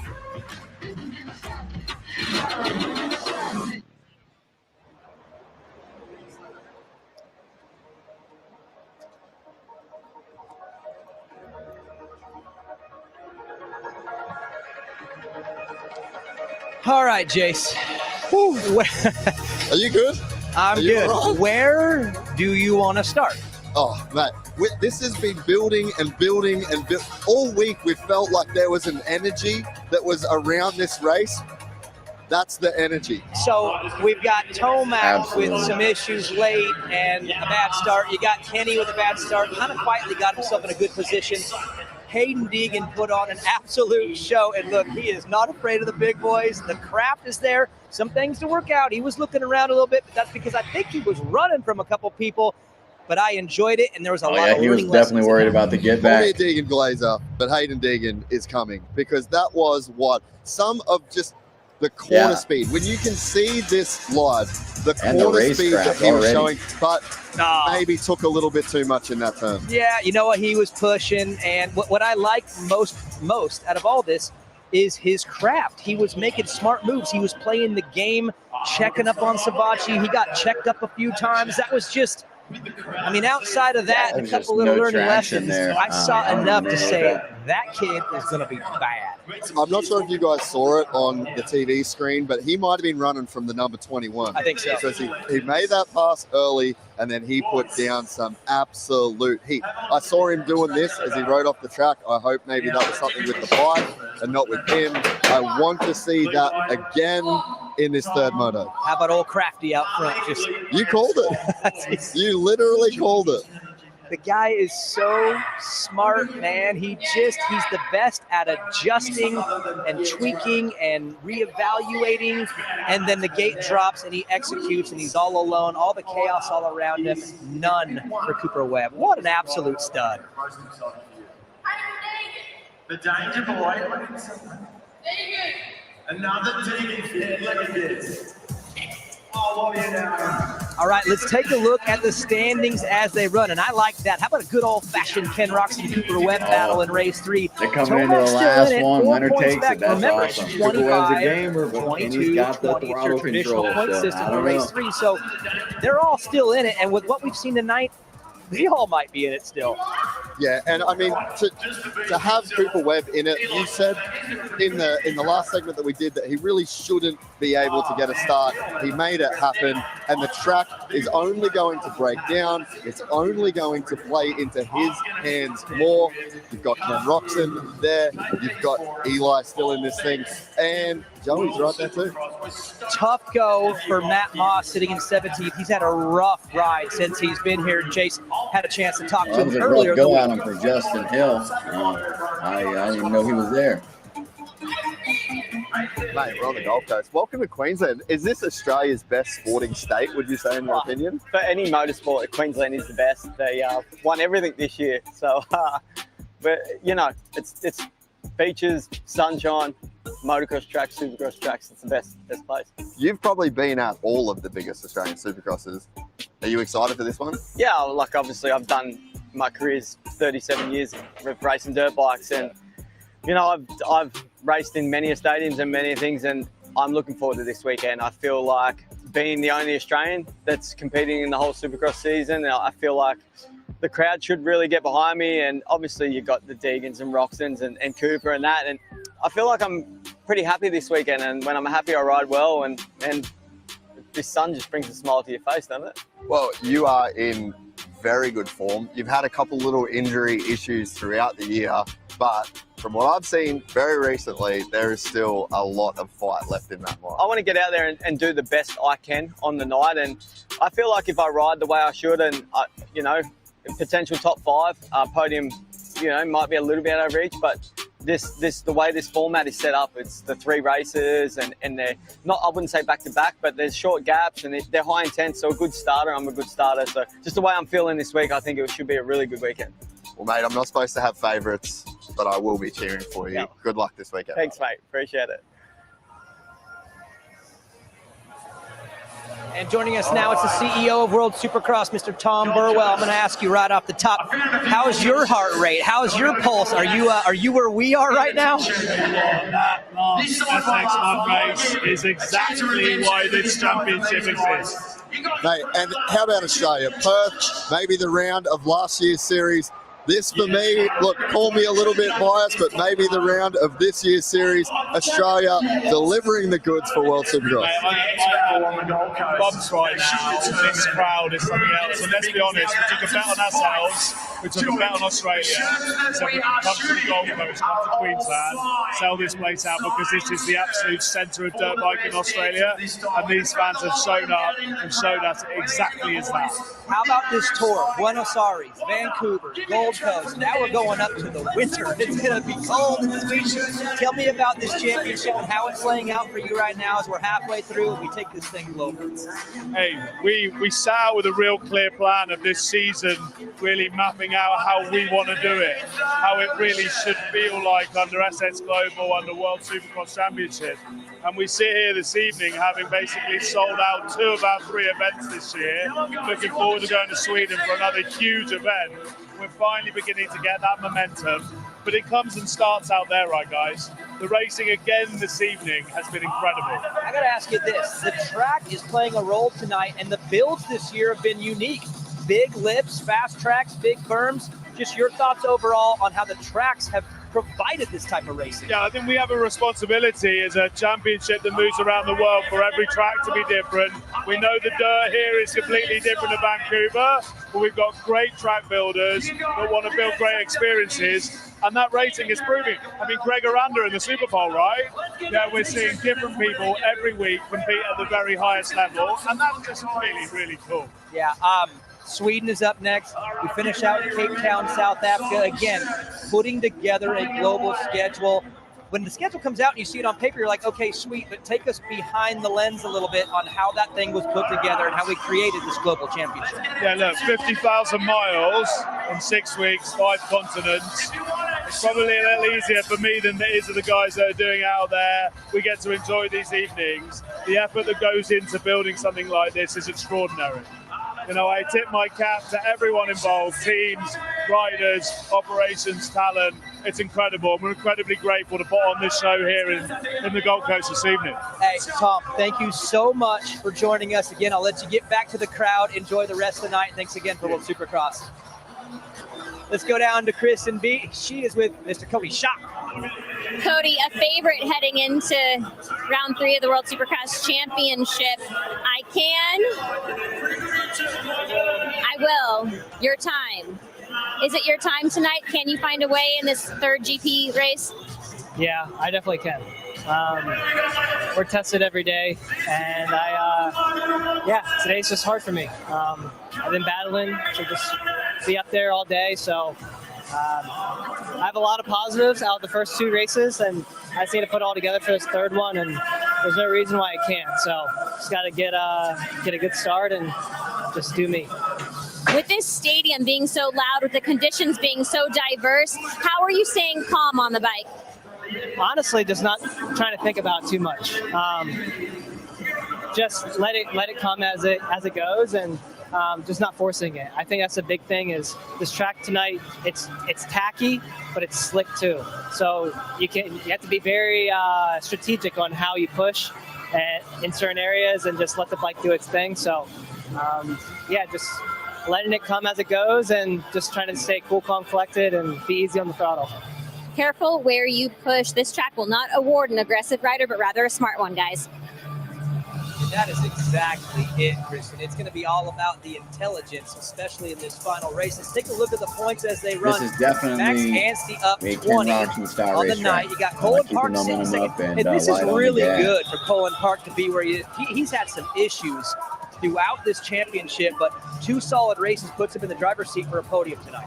we've been saying it all day today that this could be the round where the riding and the results link up for Colin Park. Watching him in that second moto, I mean, he was almost unchallenged for that second position behind Max Anstie. That was a flawless ride. Yeah, and Colin he's Park's looking definitely at the an best, overall podium the second best guy and tonight. beating Cody Schock, Max who for me Anstie was the is guy untouched, that I was but, looking to Colin challenge Park's Max definitely made Anstie. his way to And second Cody's had place his issues. You can see big fairly mistakes. easy in those first You two can tell the sprint temperament races. right now is recognized. It's been a tough night, but that guy comes through in race 3, so that's going to be a battle to watch. Max Anstie, though, sitting at 7-0, and look, when you're 2-0 and 4-0, it's silly. You get to 7, it starts to become a real thing. Whether you block it out of your mind or not, it's there. You're going to hear about it. Does the pressure start to mount now as we get deeper into the O's, because he still hasn't lost? It's starting to look like a boxing record. We're starting to make him sound like Floyd Mayweather up here. But I mean, I think for Max, the priority is the championship. I don't know that he really cares about the perfect season. I think he just wants to win this World Championship one more time. One more time. That's all he has to do tonight, and he'll continue a perfect record. Let's go racing SX2 race 3. It's just crazy to think that he came to America on 450s and then cycled back to 250s, ended up on Star. Now it's been there for a handful of years, but he is really starting to come into his own and get into Australian championship GP here. SX2 race number 3, getting ready to go. You know, Daniel, you guys are just talking about Max. I spoke with Max earlier today. We were walking together coming out for track walk, and I said, are you starting to feel the pressure about wanting to go perfect throughout the year? He said, not really, because I know that anything can go wrong in a blink of an eye. He said, listen, I would love it. Championship is the most important. He said, if I'm in second, I'm not going to do anything crazy to get the win. But if it just comes to me, hey, so be it. And so far tonight, it's coming to him. Absolutely. And if you think back to the first race, he made an aggressive pass early. That wasn't a desperate pass. No, it's not stupid moves. It was smart. It was just calculated and aggressive, but he's good at racing aggressive, and there was nothing risky about it. So he's just found another level, and I love the attitude. I love what he's saying. But as we get closer to the end, the pressure does rise. That's natural in all sports. So we'll see if he can continue to say the right things and do the right things, because we're going to continue to ask. The more he wins, we're going to ask, hey, now you're 7-0, 8-0. And because of that, Yeah, Ansie's definitely checking out that right side of the whoops or left side on the camera. Put that to bed. That main line coming out of those whoops is just probably gone. You don't want to lose one on purpose, but sometimes you just one out of the way means, oh, no, I have to hear it no more. But actually, I'm sitting here in my own math and realizing he's 8-0. He actually has won twice tonight, so my bad, Max. You're 8-0 now, so that's even worse when it comes to the pressure. Here's how the points shake out now that we move on to race number 3, the main race. 25 for the win, no longer 10. 22 for second, 20 for third, and on down to 11 for finishing in 10th. And what a night for Colin Park.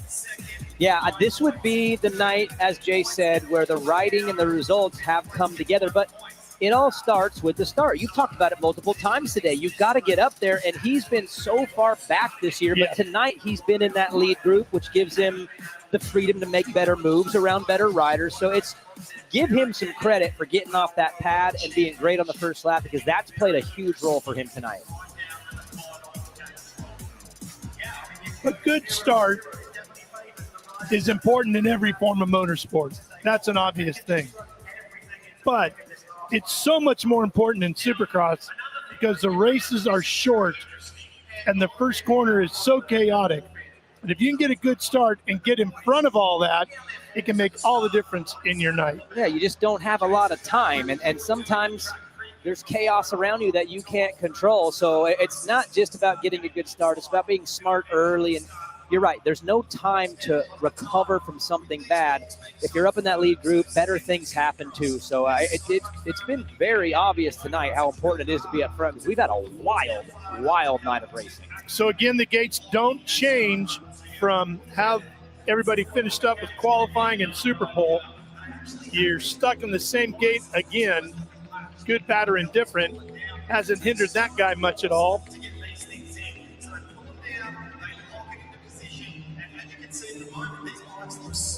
Cody Schock trying to get one for Rick Ware.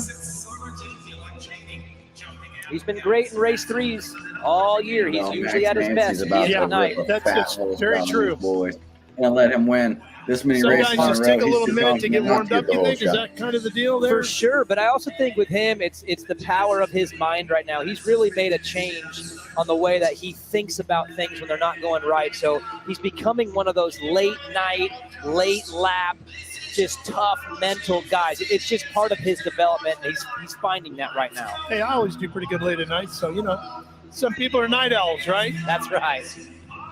Maybe that's the deal. All right, we're 20 seconds away from the final SX2 race of the night. Can Max Anstey stay perfect in every race so far in 2025 in SX2 racing? Let's find out and drop the gate. There we go. Max Anstey came out good. Anstey not first to the corner, but he's on the inside.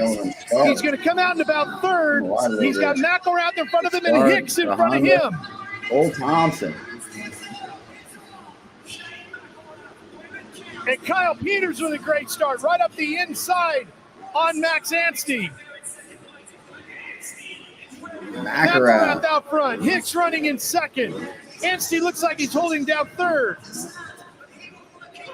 Yeah, this guy is definitely going to be hard to get by now. You know, he's had a rough go at it this season, and now he's out front. I'm sure he wants to be there. He said, racing entry. That's his best start of the night. Hicks said, I want to lead a lap. Get out of my way. He's had a rough one. Anstey just gets him right there with Hicks on the inside. He got through those flips so good, Daniel. Yeah, that was a great run. That's pretty much what he's done all season long. But now, let's go champion on champion. All right, Anstey's won this thing. McElrath is your defending champion. This is a battle that we expected coming into the championship. But if you're Shane right now, maybe a little frustration is going to give you that fire to get one on Max Anstey while Cody Schock tries to find his way in the third. This could be exactly what McElrath needs to end the win streak. Probably about to go drop 100K on R&D on his motor. And this might be the race where Anstey has to make that decision, because this is going to take a lap or two to get going. And maybe he just gets him really quickly because that's what he's been able to do. Maybe he starts second guessing, because this track has been tough. We've seen a lot of crashes tonight. Well, the best thing Max can do is get up there and put some heat on the backside of McElrath. Shane has made some mistakes tonight. He's one that doesn't normally succumb to pressure, but that's probably the best thing Max could do right now. And here's Cody Schock, the late arrival on the night, as we predicted, making the move on Hicks. This would be for third. Schock trying to get to the inside, not there yet. Schock on that 69. And hey, look who's back. 43, Colin Park, just in front of Kyle Peters and Peters' teammate, the Canadian Cole Thompson. Yeah, Schock needs to make this move very, very fast. And he's faster, so he has the speed. But Colin Park also has the speed. So for Cody Schock, find it, be aggressive, do something, because Colin Park has been great tonight, and he is right there in the shadows. Well, Hicks is a champion, not at Supercross, but at Arena Cross, so he knows what it takes to be a big winner. Yeah, and Arena Cross racers have craft, because I don't know if any of you have ever ridden those Starks, but what he's doing right now on that Stark is he gets a little out of shape through that whoop section, and Schock right there. That's the move he was waiting on. Those bikes are hard to ride. Cut under. Hicks is going to go up the inside. Grinding as a toy is one thing, Schock but being competitive against these gas bikes on completely another. Starts to size up the 460.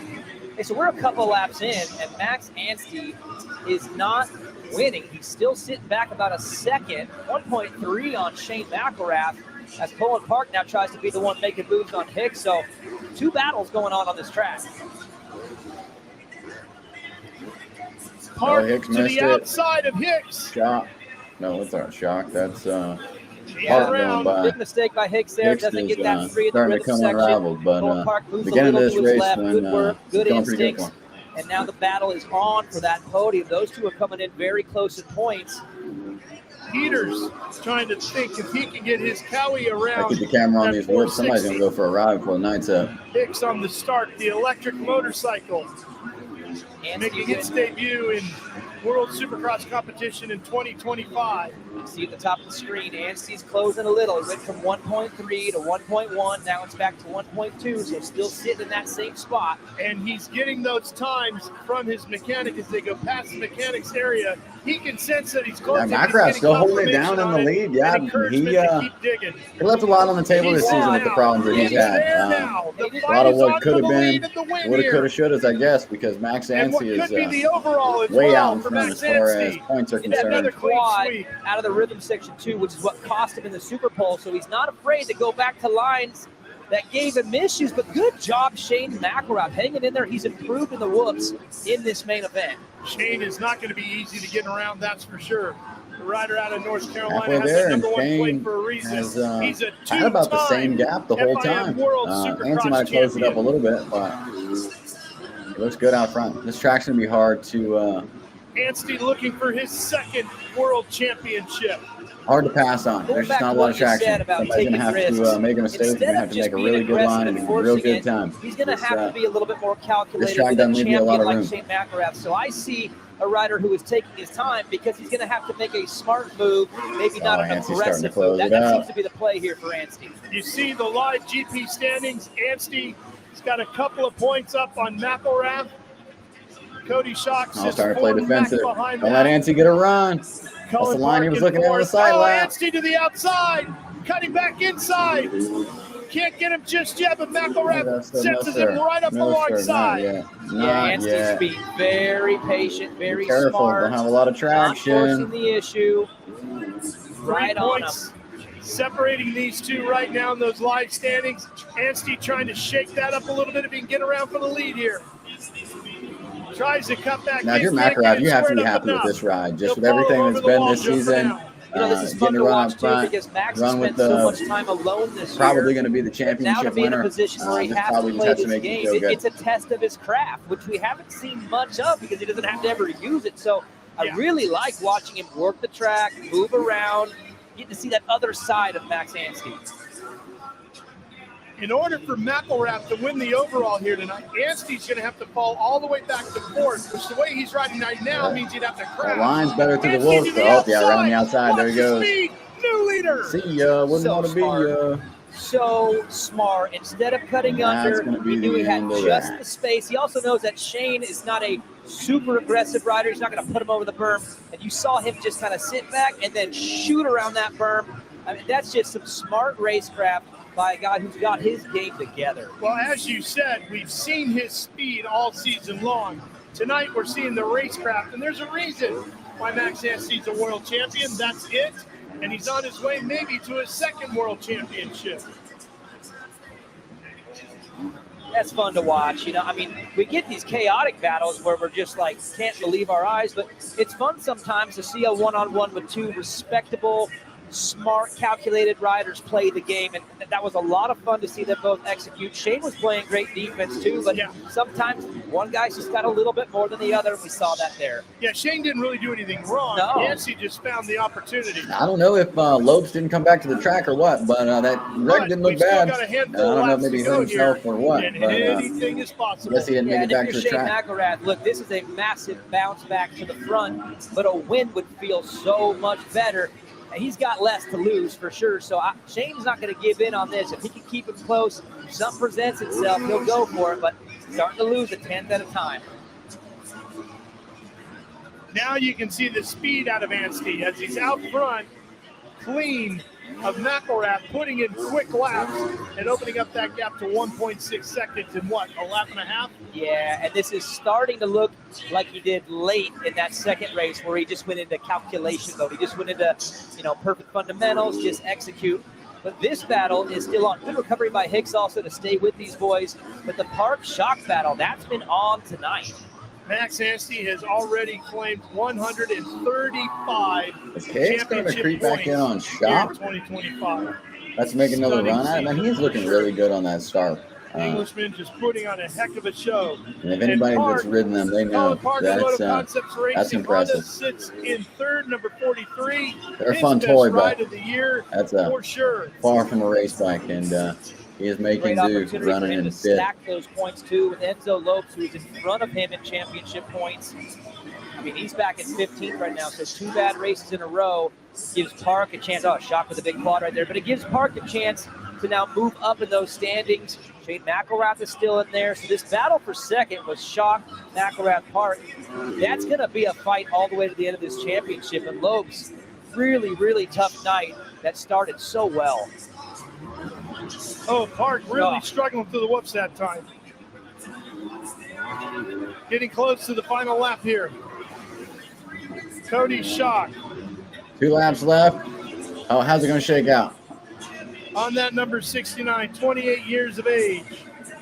I don't know the way Park's been riding. I don't think that Shock has it. I don't think he's coming to get him. I think Shock can ride that home for 2 laps. This track is producing great racing. This soil being dry and slick, it really challenges the riders to find the balance. They're wired to be aggressive. They practice aggressive. They train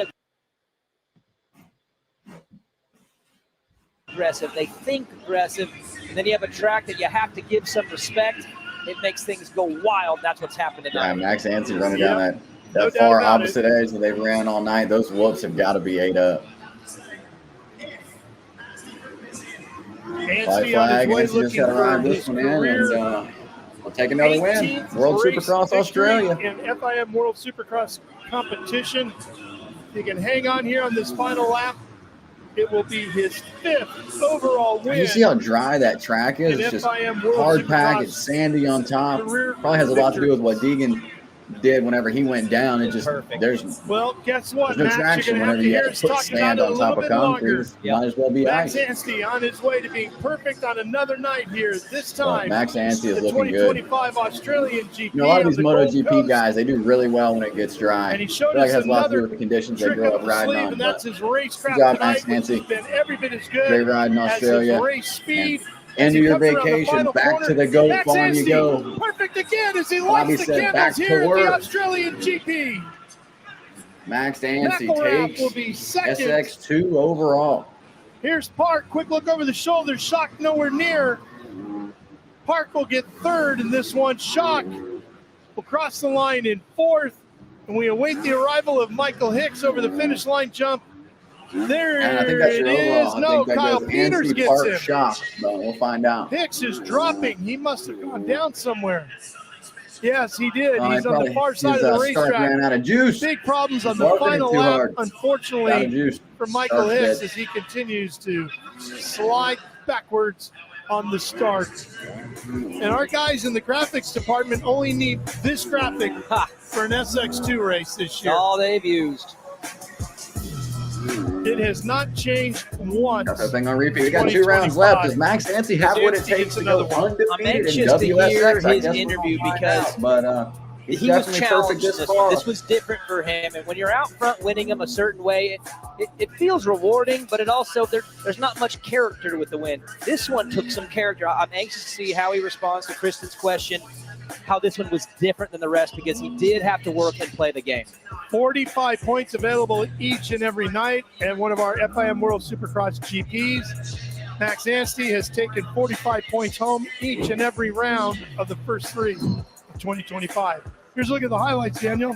Not a great jump right there for Shane McElrath. Look at Enzo Lopes had a lot better start, but Shane went in there like a bowling ball, man. Pushed his way, but that's what you got to do if you want to be up front. The way he's had this season roll out for him, he had to do that. I just held it tight. Everybody blew outside, didn't have no traction. He just Shane said, I can do that. Yep. Tight That's inside. exactly the case right there. Around with the Got whole out shot. front, rode a great race. Ansey was calculated. He was smart. Hicks was good up front early, too. And I don't And the think 450's coming up next. Shane main has event any is excuse here time tonight for- to say, hey, he raced Who it's hard. going to be? Who's going to be the Max crown just made a good move of on him at the end there. Australia? And wasn't much he could do. It's either going to be Yeah, and Cooper if Webber, you're it's going Shane, to be Ken I think Roxon. you Most still likely walk they're away tied from going this into Moto number with some 3. positive feeling. You And, don't want to give up points, of course, but with the track conditions, that was it a looks good like direction. Ken Yeah, Roxon, heading in the right but direction. That was a great Cooper Webb's race a for him gamer, so on I the know it's kind of a trajectory toss-up. back What do you towards guys the think? front. So I wouldn't imagine him to be too upset. Maybe a little race frustration, but that all racers have that. That was a good ride, though. That was the move. You saw it there. Unfortunately for Hicks right here on that 460, he went all the way back to the bottom of this one on that final lap. Oh, that was it. That's it. Yeah, that'll do it. That was big. Max does it again.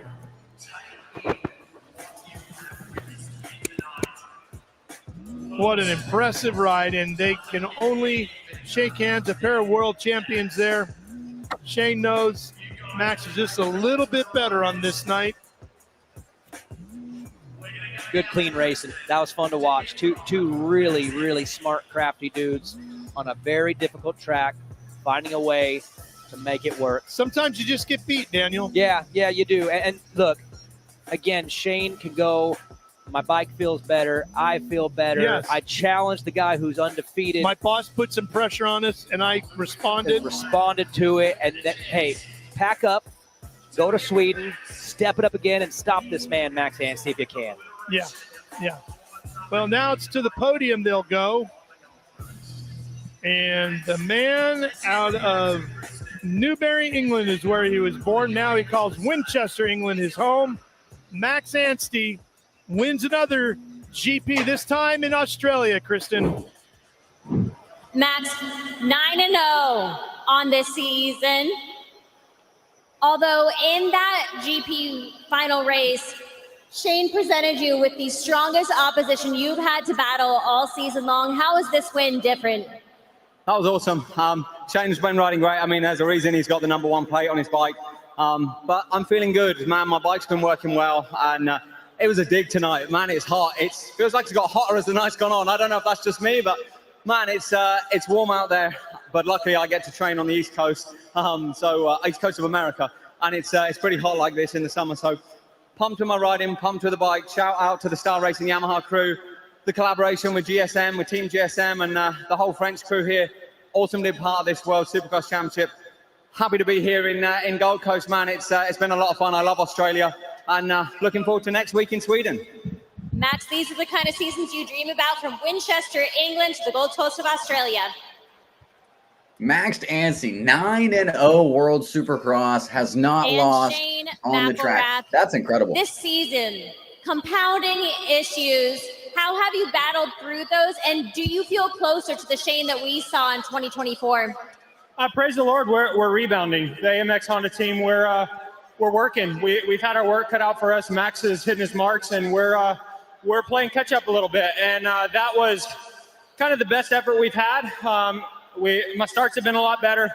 First moto, not so much. Second moto, my whole shot button broke, and that one was like, okay, we're in this one. And so, we're gonna keep working. I'm having a blast here in Australia. We got 2 more countries. It's pretty crazy. Travel schedule is quite a bit, but being here in Australia, it's like we love it every time we're here. So praise the Lord. We're going to keep working, and we're just getting started.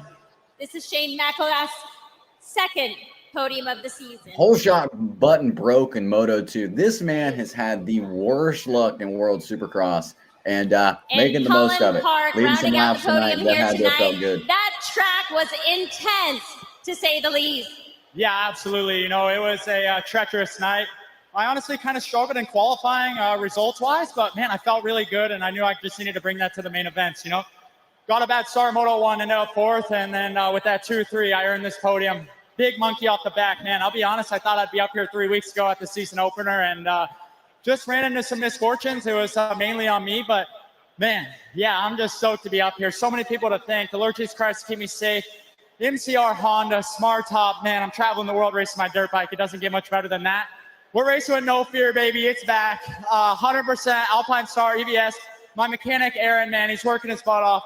Mechanic, Austin back home. Chris as well. My trainer, Blake Savage, Keith Harrison, Jason Fowler, Tony Alessi. So many people to thank. My parents back at home watching. And yeah, I'm stoked to be up here. And anyone else I forgot, thank you so much.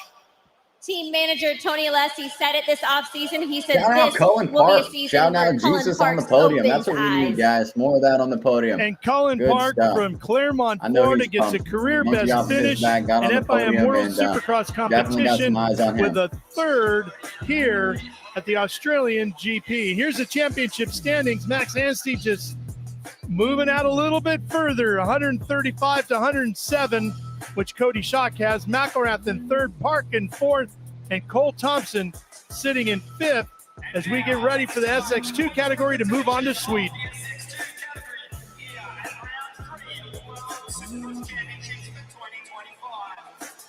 And Charlie Cannon joins us back at the desk to break down some Supercross action. What a night so far. The traction obviously has played a role. We talked about that earlier. It just seems to have gone away. It's gotten slick. You're from Australia. You're used to this kind of dirt. Take me through how difficult it is to ride on soil like this. It just seems to get slicker and slicker.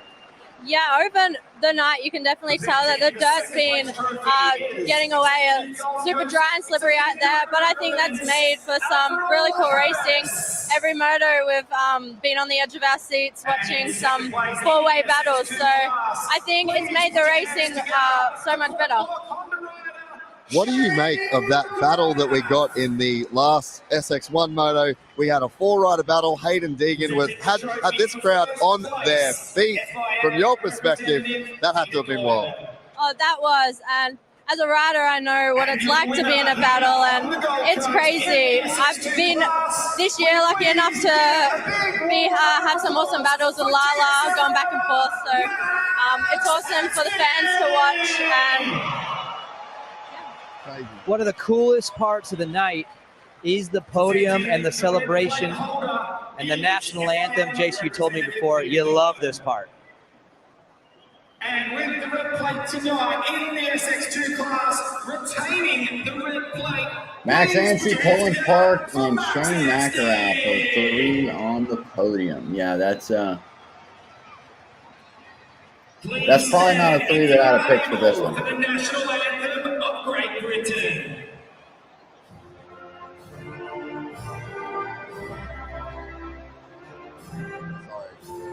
I missed on that one. I thought it was going to start.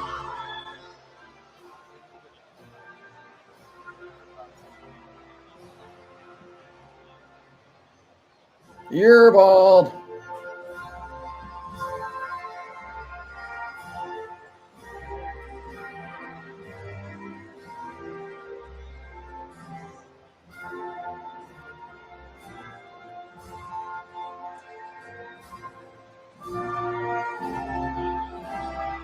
I'm just gonna leave them there for the rest of the night. All right, boys, hang out here. The 450s will be back in a minute.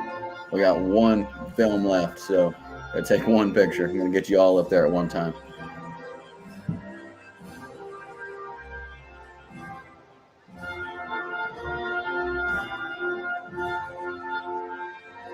Them boys look hot. It must be hot there. I don't know how hot it is, and I'm pretty sure they were racing at night, but it must have been hot. And there is a lot to be proud of. If you are Max Anstie, 3rd win of the season. Shane McElrath bounces back for a second. Colin Park with his first podium of the season. And they celebrate a great night of racing. We're going to pivot now to SX1. We've got one more race to go tonight, a 12-lap main event coming off the craziest night of the season, or race of the season I've seen. Charlie, Jace, your thoughts with one to go. Who's winning this 450 final race? I'm putting it on Ken Roxon. If he gets out, has a good start, he's pretty unstoppable today. The corner speed I watched in that first moto was insane. He just leant into the corners. He's looking pretty sharp tonight. Now I'm looking for which one of these big 3 wants to step up and take this overall. It is there for the taking. I think with the track going away the way that it is, it's getting very, very hard to bet against Cooper Webb. Cooper Webb, Ken Rocks, and Eli Tomac. We've got one to go. SX1 race 3. Let's go. Yeah, I'm going to have to go with her on that one. I think Kickstart Kenny's definitely going to be the one that takes it. The way he's been riding tonight, the way the track's going away. All And right, here Cooper we go. Webb The jumping the final whoops right there at race of the the end. night. That means Another he's looking main at him. event, Ken this Ross one wouldn't in even the SX1 think about that. category My of the man's about to come out here and blow their doors off in this final one. And then he's going to holster the weapon and leave the series. So straight Kickstart Kenny style, he's about to come kick some ass. On a 450 till next summer in the U.S. Fans have had an amazing night here at the FIM World Supercross Australian GP. They packed the Seabus Super Stadium, and they have enjoyed every single lap of competition here so far. Yeah, what a night. So many wild moments. I mean, we're going to have to go back and make notes on just the 15 to 20 moments tonight that are discussable. And you know what I like too, Ralph? Ken Roxon and Eli Tomac. Ken Roxon, Cooper Webb. Eli Tomac and Cooper Webb. These riders racing this long look, into he's their got career, there's Chiz's so many memorable battles fan. between all He of didn't even them. show up with his And own we're going to get fan. it one My more man's time, and they two all have a factory. reason to go big in Didn't this even last one. worry Eli about needs the to rebound. Kenny's got the overall on the line, and Cooper Webb's coming off a great race too. We're going to get another good one here. Think those guys have had some fun tonight? Oh, yeah. You betcha they have. Oh, yeah. What memories they're going to take home. And they're going to be bugging mom and dad to come to the Australian GP in 2026. You can be sure of that. Or book a flight to Sweden next weekend.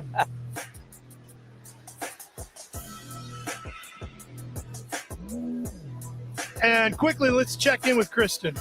Thanks, guys.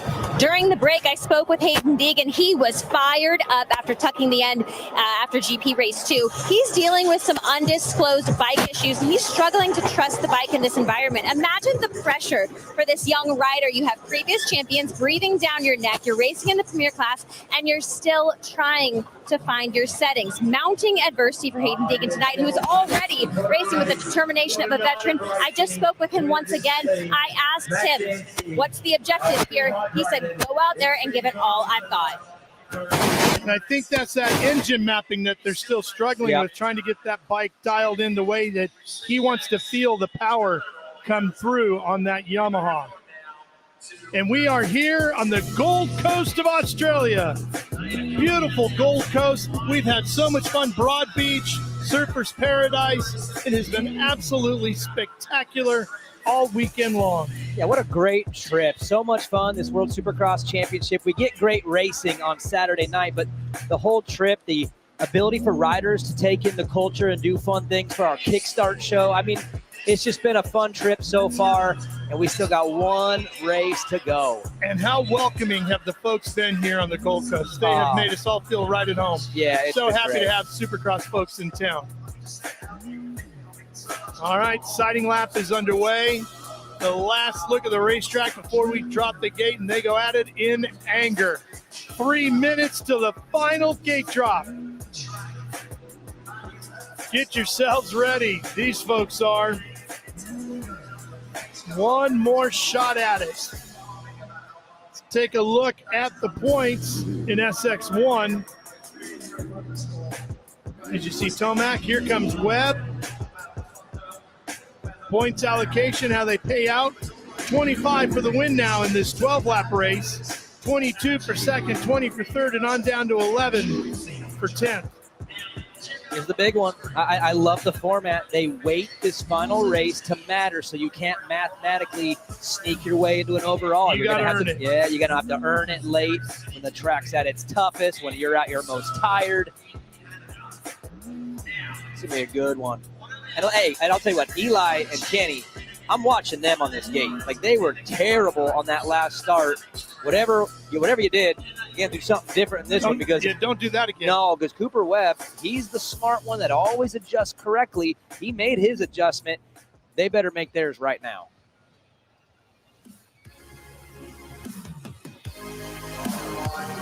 And you know, one thing that's a little different for Haiden Deegan this week compared to his debut race in Argentina, Brian, his dad, wasn't there. Yeah.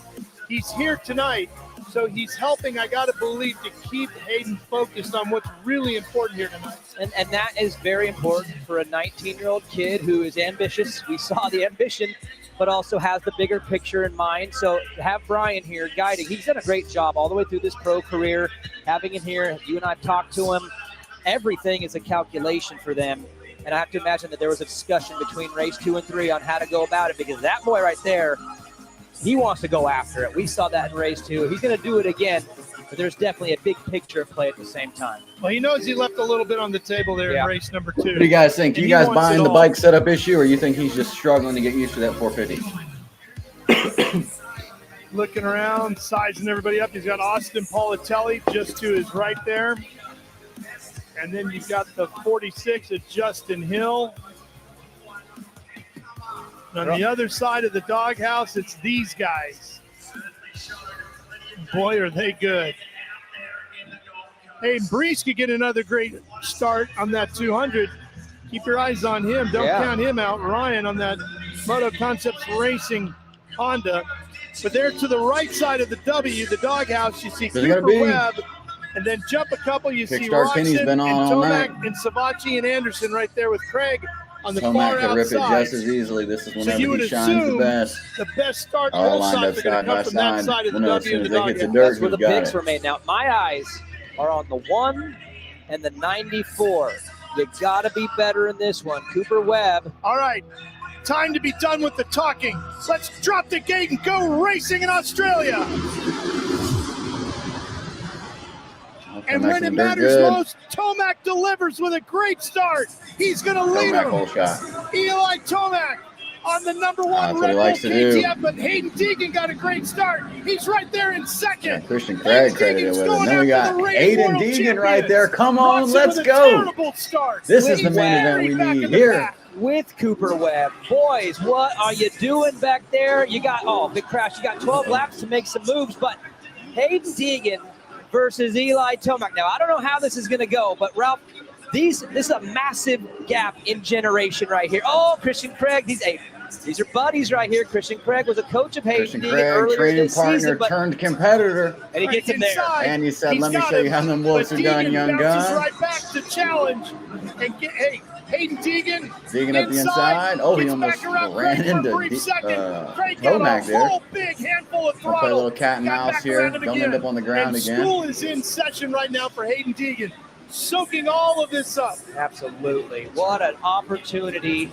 surrounded by 30-year-old and up legends. These guys have so much. Oh, it's Anderson. That's a bummer for the championship points. Wow. The Pipes Motorsports Group racer, Jason El Hombre Anderson had a layup for the championship. And Roxon has closed up pretty quick. Roxon finds himself in 6th behind Savachi. Roxon just cased the triple Roxon's going to be able to get by this group. Lost the spot. Big bobble. Golly, Craig's right flying there, through those trying wolves. to capitalize. Craig on the 28. He's going to have the line on the Haven't seen inside. that He's kind of got the speed new from leader. Craig through the whoops since he was on Star. Nice work, Christian Craig. Craig doing a great job. Unbelievable. Craig just went and took that from Tomac. Right to the front, and Yuriv Konski takes a big sigh of relief. His guys are leading at his home GP. Absolutely. And if you're Christian Craig, you've heard us hype up Tomac and Deegan. You're probably thinking, you know what? Get me on that track. I'm getting better and better on my Honda. Give me a shot at these boys. And he just got by both of them in the early laps of this race. Nice work, Christian Craig. Here's the points as we race. Craig and Tomac are tied at 35. Webb and Roxon right behind them. Right now, it's the winner takes all. Whoever wins this race is going to win the overall. Those of you who don't know, the World Supercross Series, you get 10 points for each sprint race, Yeah, that and you get not only for the race, 45 points on the night. overall. That's kind of what's going on here. If Keep you're our kind eye of on confused. Webb and Roxon, because if they make some moves, they can put themselves in position too. But if you're Christian Craig, you can't worry about anybody but yourself right now, which is what he is doing. And he's doing a great job at it. 2 amazing passes. And now a little defense maybe because Eli Tomac has recovered. Well, the one thing Tomac's not going to do is panic. Eli Tomac will get himself in his rhythm and go after him. And here's Webb with Roxon right behind him. Webb and Those two Roxon running in 6th and 7th. way back. Almost at the halfway point in this race. Yet to go, so we'll see. Fitness is definitely going to come into play tonight. These guys have all trained hard, but they haven't ridden in this kind of heat and humidity in quite a while. Yeah, 12 minutes isn't the issue as Roxon gets by, and that may have put him into the overall, but it's the heat, it's the humidity, it's just draining of sweat all day. Looking at the championship standings as we're racing, Roxon leads it with 116. Craig behind with 95 in second. And there goes Roxon inside of Savachi. Couldn't complete the pass yet. And I'm telling you right now, Ken Roxon cased the triple so bad. And as a racer, when you land that hard on your feet, it takes a moment for you to regroup and Christian say, hey, Craig am I okay? is still Am I holding okay? it down in the lead took with him like Tomac in 5 P2 seconds, and he was Deegan in back on the P3. attack Who had board. this in there all night long, in going this back to on their sprint bingo race number card? 1. Christian Craig I leading mean, the this main guy event. is so Halfway fun point. to watch make passes, and we're going to have to see 2 big ones right here coming from Roxon. Here's Arenda on the 20, and Sabachi. Wow! Roxon. Oh, Roxon all over the place. And look at the small box. Upper box. Christian Craig and Tomac fighting. Ken Roxon said, let me get a 2-for-1 special. Got the BOGO here. And Craig gets to the lead. Tomac hanging on in second. Deegan is all over him and makes the pass. Well, good job on the camera, guys. Sounds like Deegan just made a pass. Roxon on the screen here. So hopefully we'll get a replay on that. Fourth. And here's the battle you're hearing everybody screaming about. Deegan, yeah, you got Deegan just passed Tomac to get into second. That's unreal. Deegan is flying back there, but the old man Craig just checked out on him. He's put a second on him every lap in the whoops. He sent him out of here. Deegan and Craig pulling away, and he's got Roxon closing up. Absolutely, and Ken Roxon's got pass Craig, put him in the Deegan, position Tomac, to and win this Roxon overall. as your top 4 right But now. Hayden And you got Deegan Craig just checked out Eli on everybody. Tomac. I mean, again, All the players are up front, and Craig is leading them all. Who had that in your cards tonight? Hayden Deegan, come on, Christian through Craig. the whoops. I'm telling you, that is impressive for him on that 450, just learning that bike. Gnarliest set of whoops I've seen in a long time. Just muscling through him. What a run. And here comes Webb on that number 2, and keep an eye on him because he could get into this overall without necessarily winning the race here in race number 3 as Deegan just continues to climb up 3 spots now in positions gained. I mean, and Roxon up 8, even after casing the triple. You know, Ralph, testing the temperament. Deegan went down in race 2, okay? To be able to bounce back from that 20 minutes, 30 minutes later, and go and regroup and then make a pass on Eli Tomac, that tells you a lot about his character, his temperament, his mentality. This right here is proof of what he will be doing in this 450 class. He is a dog, and this is proof right here. No doubt about it. Just went and passed Eli Tomac. I'm just still stuck on that. That is unreal. And it's really going to kick off. Tomac won against Ken Roxon last week, and Deegan just passed him, and Craig's checked out on everybody. On a 450 full time. Back to the 250 for Supercross in the U.S. in Ken Roxon January. out there lurking, flying through the whoops, too. So maybe we'll get lucky. He got a little bit of time to work. Will he end up in 4th? Will he end up on the podium? Where is Ken Roxon going to stack up in this Will be one? another FIM World Supercross race in the fall of 2026. Which would be exciting as well. You better be careful. You put your head down for roost. You might need to throw a respirator on for dust. This is... look at these two. I mean, we're talking about 2 of the best in Supercross over the last 10 years. The amount of race wins, Eli 2nd on the list all time, and Hayden he's just one of them. And for Ken Roxon, if he can get Tomac here at the end of this one, it would be huge for him as Tomac and Roxon battling one more time here in FIM World Supercross competition in 2025. Roxon into the whoops. Here he comes. He's got him. That's a huge. Yeah, Eli's going to have to figure out something in the whoops. He doesn't have it. That's definitely something that's killing him every lap. Overall, that puts him in position, guarantees it. But I will Hayden say, Deegan is just Eli put a gap Tomac on is them having some and struggles kind in of that in no group man's section. land. We saw Craig's Vancouver, gone. they made some Deegan's little kind of in no adjustments, man's land, and he got Roxon better. just passed him. This Can is a big Roxon test close up right the here gap on in the how 2 they laps to respond after Deegan? this I race, guess we're going to because this find has out. not been great. This has been a tough race for him.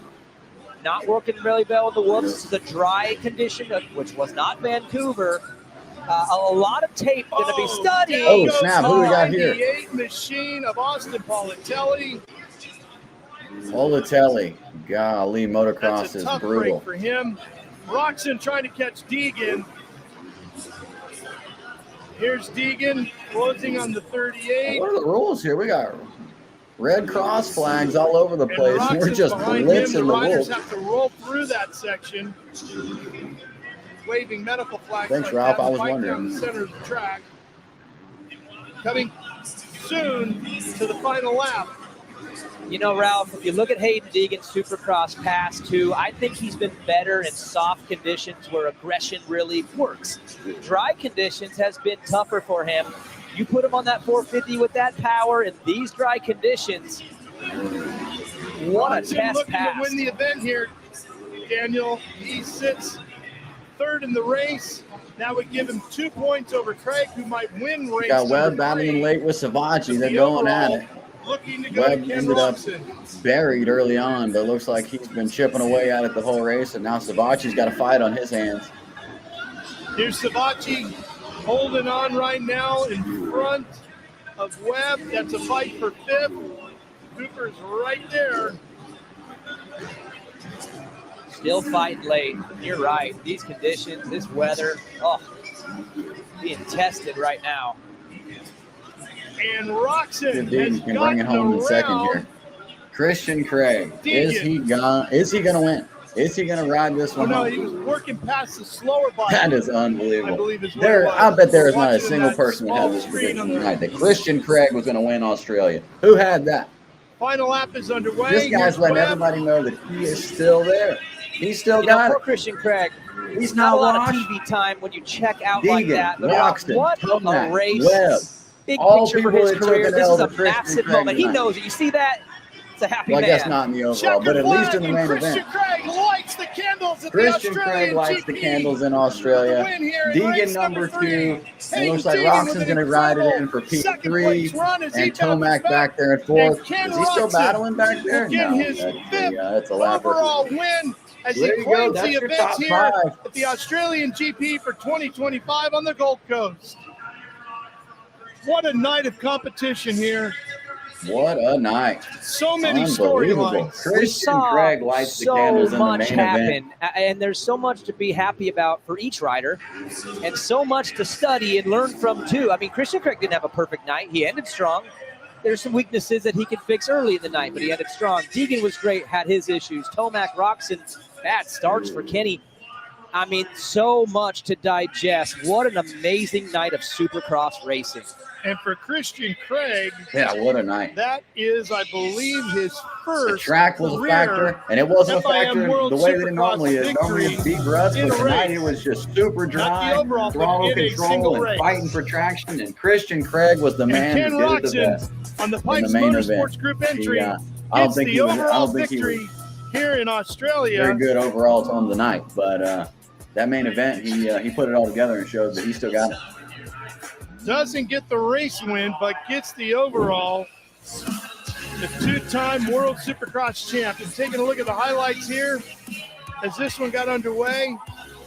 Thought Tomac was really going to have something here as he got a really good start, Daniel. Yeah, he answered Tomac the question. Can you almost figure with the out whole that shot. It bike looked like he and had that it, but start for race 3? And he did, but just he had ripped kind it of a away weird early. off race where he didn't look comfortable. He wasn't aggressive. These two, this is where the aggression was. I mean, Christian Craig, Haiden Deegan, and look at Deegan. He's just training throwing it in there partner with these guys versus saying, you know the what, master, I'm one of and you he now. lost. I'm Tomac gonna play the lost. game. Everybody You know what I lost. liked about Christian Deegan in Craig this came one? and handed Didn't out a look back big as fat much L as in he the did Australian main event, that and I'm second fired race. up about You it. His mentioned foot speed Brian. was I would awesome. be His shocked aggression if was Brian awesome. I Deegan haven't didn't go seen that back and Christian said, boy, Craig when since you he make was a passes, you star. look forward It's to really the next fun to guy. watch And that's what highlights that of these team guys has done very break well in back their out, pro 'cause career. all of these together. guys are Brian just so is smart, man. talented, I and would on be any given surprised night that they can wasn't show discussed. what they're made of, and Christian Craig Well, showing he it said tonight. he and was here to that's a lot of learn, fun. and he did. And he showed that he got an A on his final exam, didn't he? Yeah, hey, that's right. Fourth quarter before college, or before the summertime.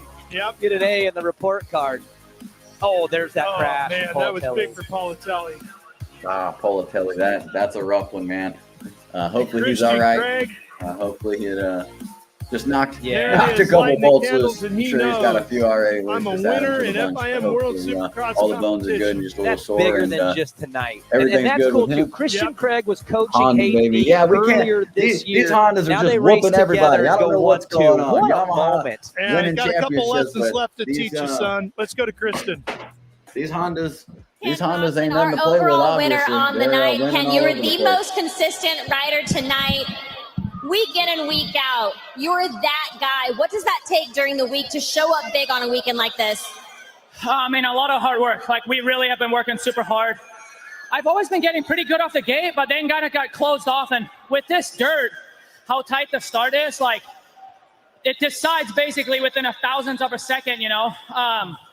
Then once you roll, like, the entire section afterwards, in the second main, I just took my time. Like, people are cross jumping left and right, so it was hard to just attack. But I'm pretty pumped. It's really good practice to come from behind and make passes happen, and this is what I've done pretty much almost all of the weekend. So really happy with my riding. I crushed the whoops, and yeah, pumped to get away with the overall. Ken, I dare say you're riding better now than maybe you ever have in your career. Does it feel that way for you? I believe so. I think, you know, back when I was younger, I was really fast. And it's a little bit hard to compare, but I do feel like I'm a more rounded racer at the moment, comfortable in my own skin and making smarter decisions. The racecraft showing up big tonight at the Australian GP for Ken Roczen. It's a bummer that he's not finishing out the series, and that's it for him. Kenny could be the champion hands down, but he is relinquishing it to somebody. Jason Anderson, a defining win in GP Race 3. He had a bad show. I would almost guess emotional. It's been a while since you've taken a GP race win, whether it be here or in the States. How meaningful is it? Yeah, it means a lot for sure. I can sit here and give you a lot of stories of why I shouldn't be racing dirt bikes right now, but we're here. I just beat some legends, some champions, and proved that I can still do this. And man, that was so much fun. I've known Haiden for a long time. We're pretty close friends, so to have him pacing me, I'm happy for him. Also, everybody else that was racing, tough second moto, but rebounded in that third one, and first win in a long time. So we'll take this and go to Sweden next weekend. You said at the beginning of this season, you feel like you're starting to maybe find yourself again. What is it about this team that's allowing you to do that? Yeah, it's for sure the whole Quad Lock AMX Superstore Honda. Yariv just believing in me. I was in some crappy situations early on, but we're not going to complain. We're here in a good spot. I have a good team behind me and people that want me on their team. So shout out to the people that counted me out, people that I thought were close to me. This one's for you. Christian Craig, second overall on the night. Congratulations Christian on your first Craig podium shouting out the haters after on the podium. You gotta love that. He's taking shots at somebody. I think we all might know who he's taking shots at. But shout out Christian Craig on a heck of a night, and getting to do it with a training partner right behind him. That's sweet. Let's see what Webb's got to say. Was new for you. The bike even was new for you on a brand new chassis. How did you find yourself on the podium after such a big night full of new things to learn and adjustments? Yeah, it was overall a good night. You know, I was able to get that one win in the second one, but I was a little bad at myself that ride. Just didn't get the start I needed. Went into the last race with a chance to win it all and didn't execute. It was all about the whoops tonight and getting starts, and I didn't execute either one of those in the last one. So I'm a little bummed at myself, but overall the experience has been awesome. These fans were great. The racing was action-packed, and hopefully I can be back for more. I want to give it up to the whole Star Racing team, Monster Energy, my mechanic Peanut, Fly Racing, 100%, Alpine Stars, my wife, and yeah, like I said, we'll take the podium, even though I'm a little disappointed with that last moto. But yeah, we'll get ready for the domestic series now and get to work. And that will round out your Australian GP podium in the SX1 class. But before we round it out, we're going to go ahead and talk to Haiden. You know he's a champion. He's so mad that he didn't take that. This is just a carnival race for him. That's how we wanted to end it. That's the Haiden Deegan we're used to seeing. But a night full of adversity. How deep did you have to dig to find yourself third in that GP race? Yeah, I don't really want to get into exactly what I had to do with today, but to this point, but I'm just going to say this. I was bound to Eli Tomac, and I was like a little kid. I was like in shock the whole time. Like, I just passed Eli Tomac. I just passed Eli Tomac. I was tripping the whole time. That was badass. But anyways, good job to Christian, man. I know he's been through a lot. So to see that happen, I felt like a happy son. But yeah, that was good. We fought hard, and yeah, it was awesome. Haiden, well done. Way to close out the night. Haiden Deegan, a happy son in Australia.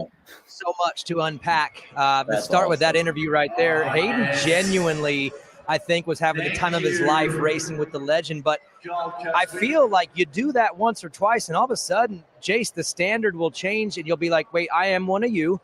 and now it doesn't feel that way. And to me, I saw enough to say that kid is going to be a man on a 450, and his mentality is going to carry him to a lot of success on that bike. Argentina was good. Let's be fair. He had first 450 race and he gets on the podium. This was better than good. Yeah. Raw speed. And I loved what you said on the broadcast. You said traditionally he kind of struggles with some of the slicker dirt. You give him an extra 200 cc's of displacement and he is moving earth out there. Honestly, I talk for a living. I'm borderline speechless on just how good tonight was. I am so fulfilled with so many different stories. Like that would be one. Where do you go? Well, let's go to the top of that race, Christian Craig. That was more than just getting a win. Like he has a lot of reasons why he maybe shouldn't be racing, whether it was injuries or people not believing in him. What happened with him last year, he's been pretty respectful about how that situation went down. But Christian Craig is back, and that's the Christian that I remember riding a Honda a long time ago. I've always seen him different on the Honda. He makes everything look good, but he looks great on that bike, and that was aggressive, and his career is like Christian reset Craig and rebound hit different in one race. He was damaged goods just months ago, and what we saw tonight from him was unbelievable. Ken Roxon points leader, 122. Craig up to 95 in second. Sabachi, Anderson, and Aranda rounding out the top 5 in championship points. Damn it, Christian Craig won the championship at Star, so they're going to damage Christian Craig, and maybe he's going to have a heck of a summer. Or maybe Supercross, but I don't know. Quad Block Honda gets the win. A lot of talk tonight from Uribe on the pressure he put on his riders. Boys, get it together. Get it together. Well, that's got to feel good right there. Well, and he's one of the more underrated team managers. The guys want to ride for him. That's very rare in this sport. Yeah, great ride by Shane McElrath in SX2 to bounce back. He needed that.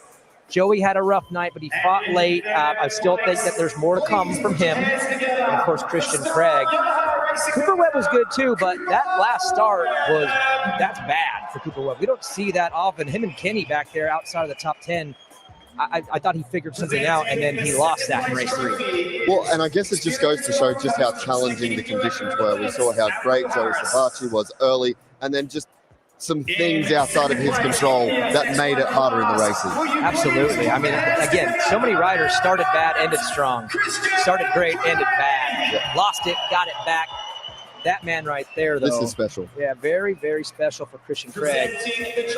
And the good thing, too, is he's physically been through it also. He's had some injuries, and he looks young, spunky. He rode away from Eli Tomac and Haiden Deegan. The SX1 class here at the Australian GP. Yeah, Mr. Resilient, we'll call him. I'm telling you, he chased that triple so bad in race 3. He had terrible starts. He just never stopped digging. Kenny did it in Australia. He's so fun to watch make passes. He earned this victory. This was probably one of the tougher ones of his career. And if we go back, we don't have all the data right here, right now. If we go back and we dig through the data, I would say he's the fastest guy tonight. That's fair to say. I mean, he made more passes than anybody. At the end of the day, results don't lie. Kenny Roxon wins again. That's 2 now on the season. Please stand if you are able for the national anthem of Germany. Ken Roxon wins, and this is his last WSX round, and he'll head into the offseason until Anaheim 1. You got Christian Craig P2 and Cooper Webb P3 overall. What a night. What a night. A German chocolate. Got her done.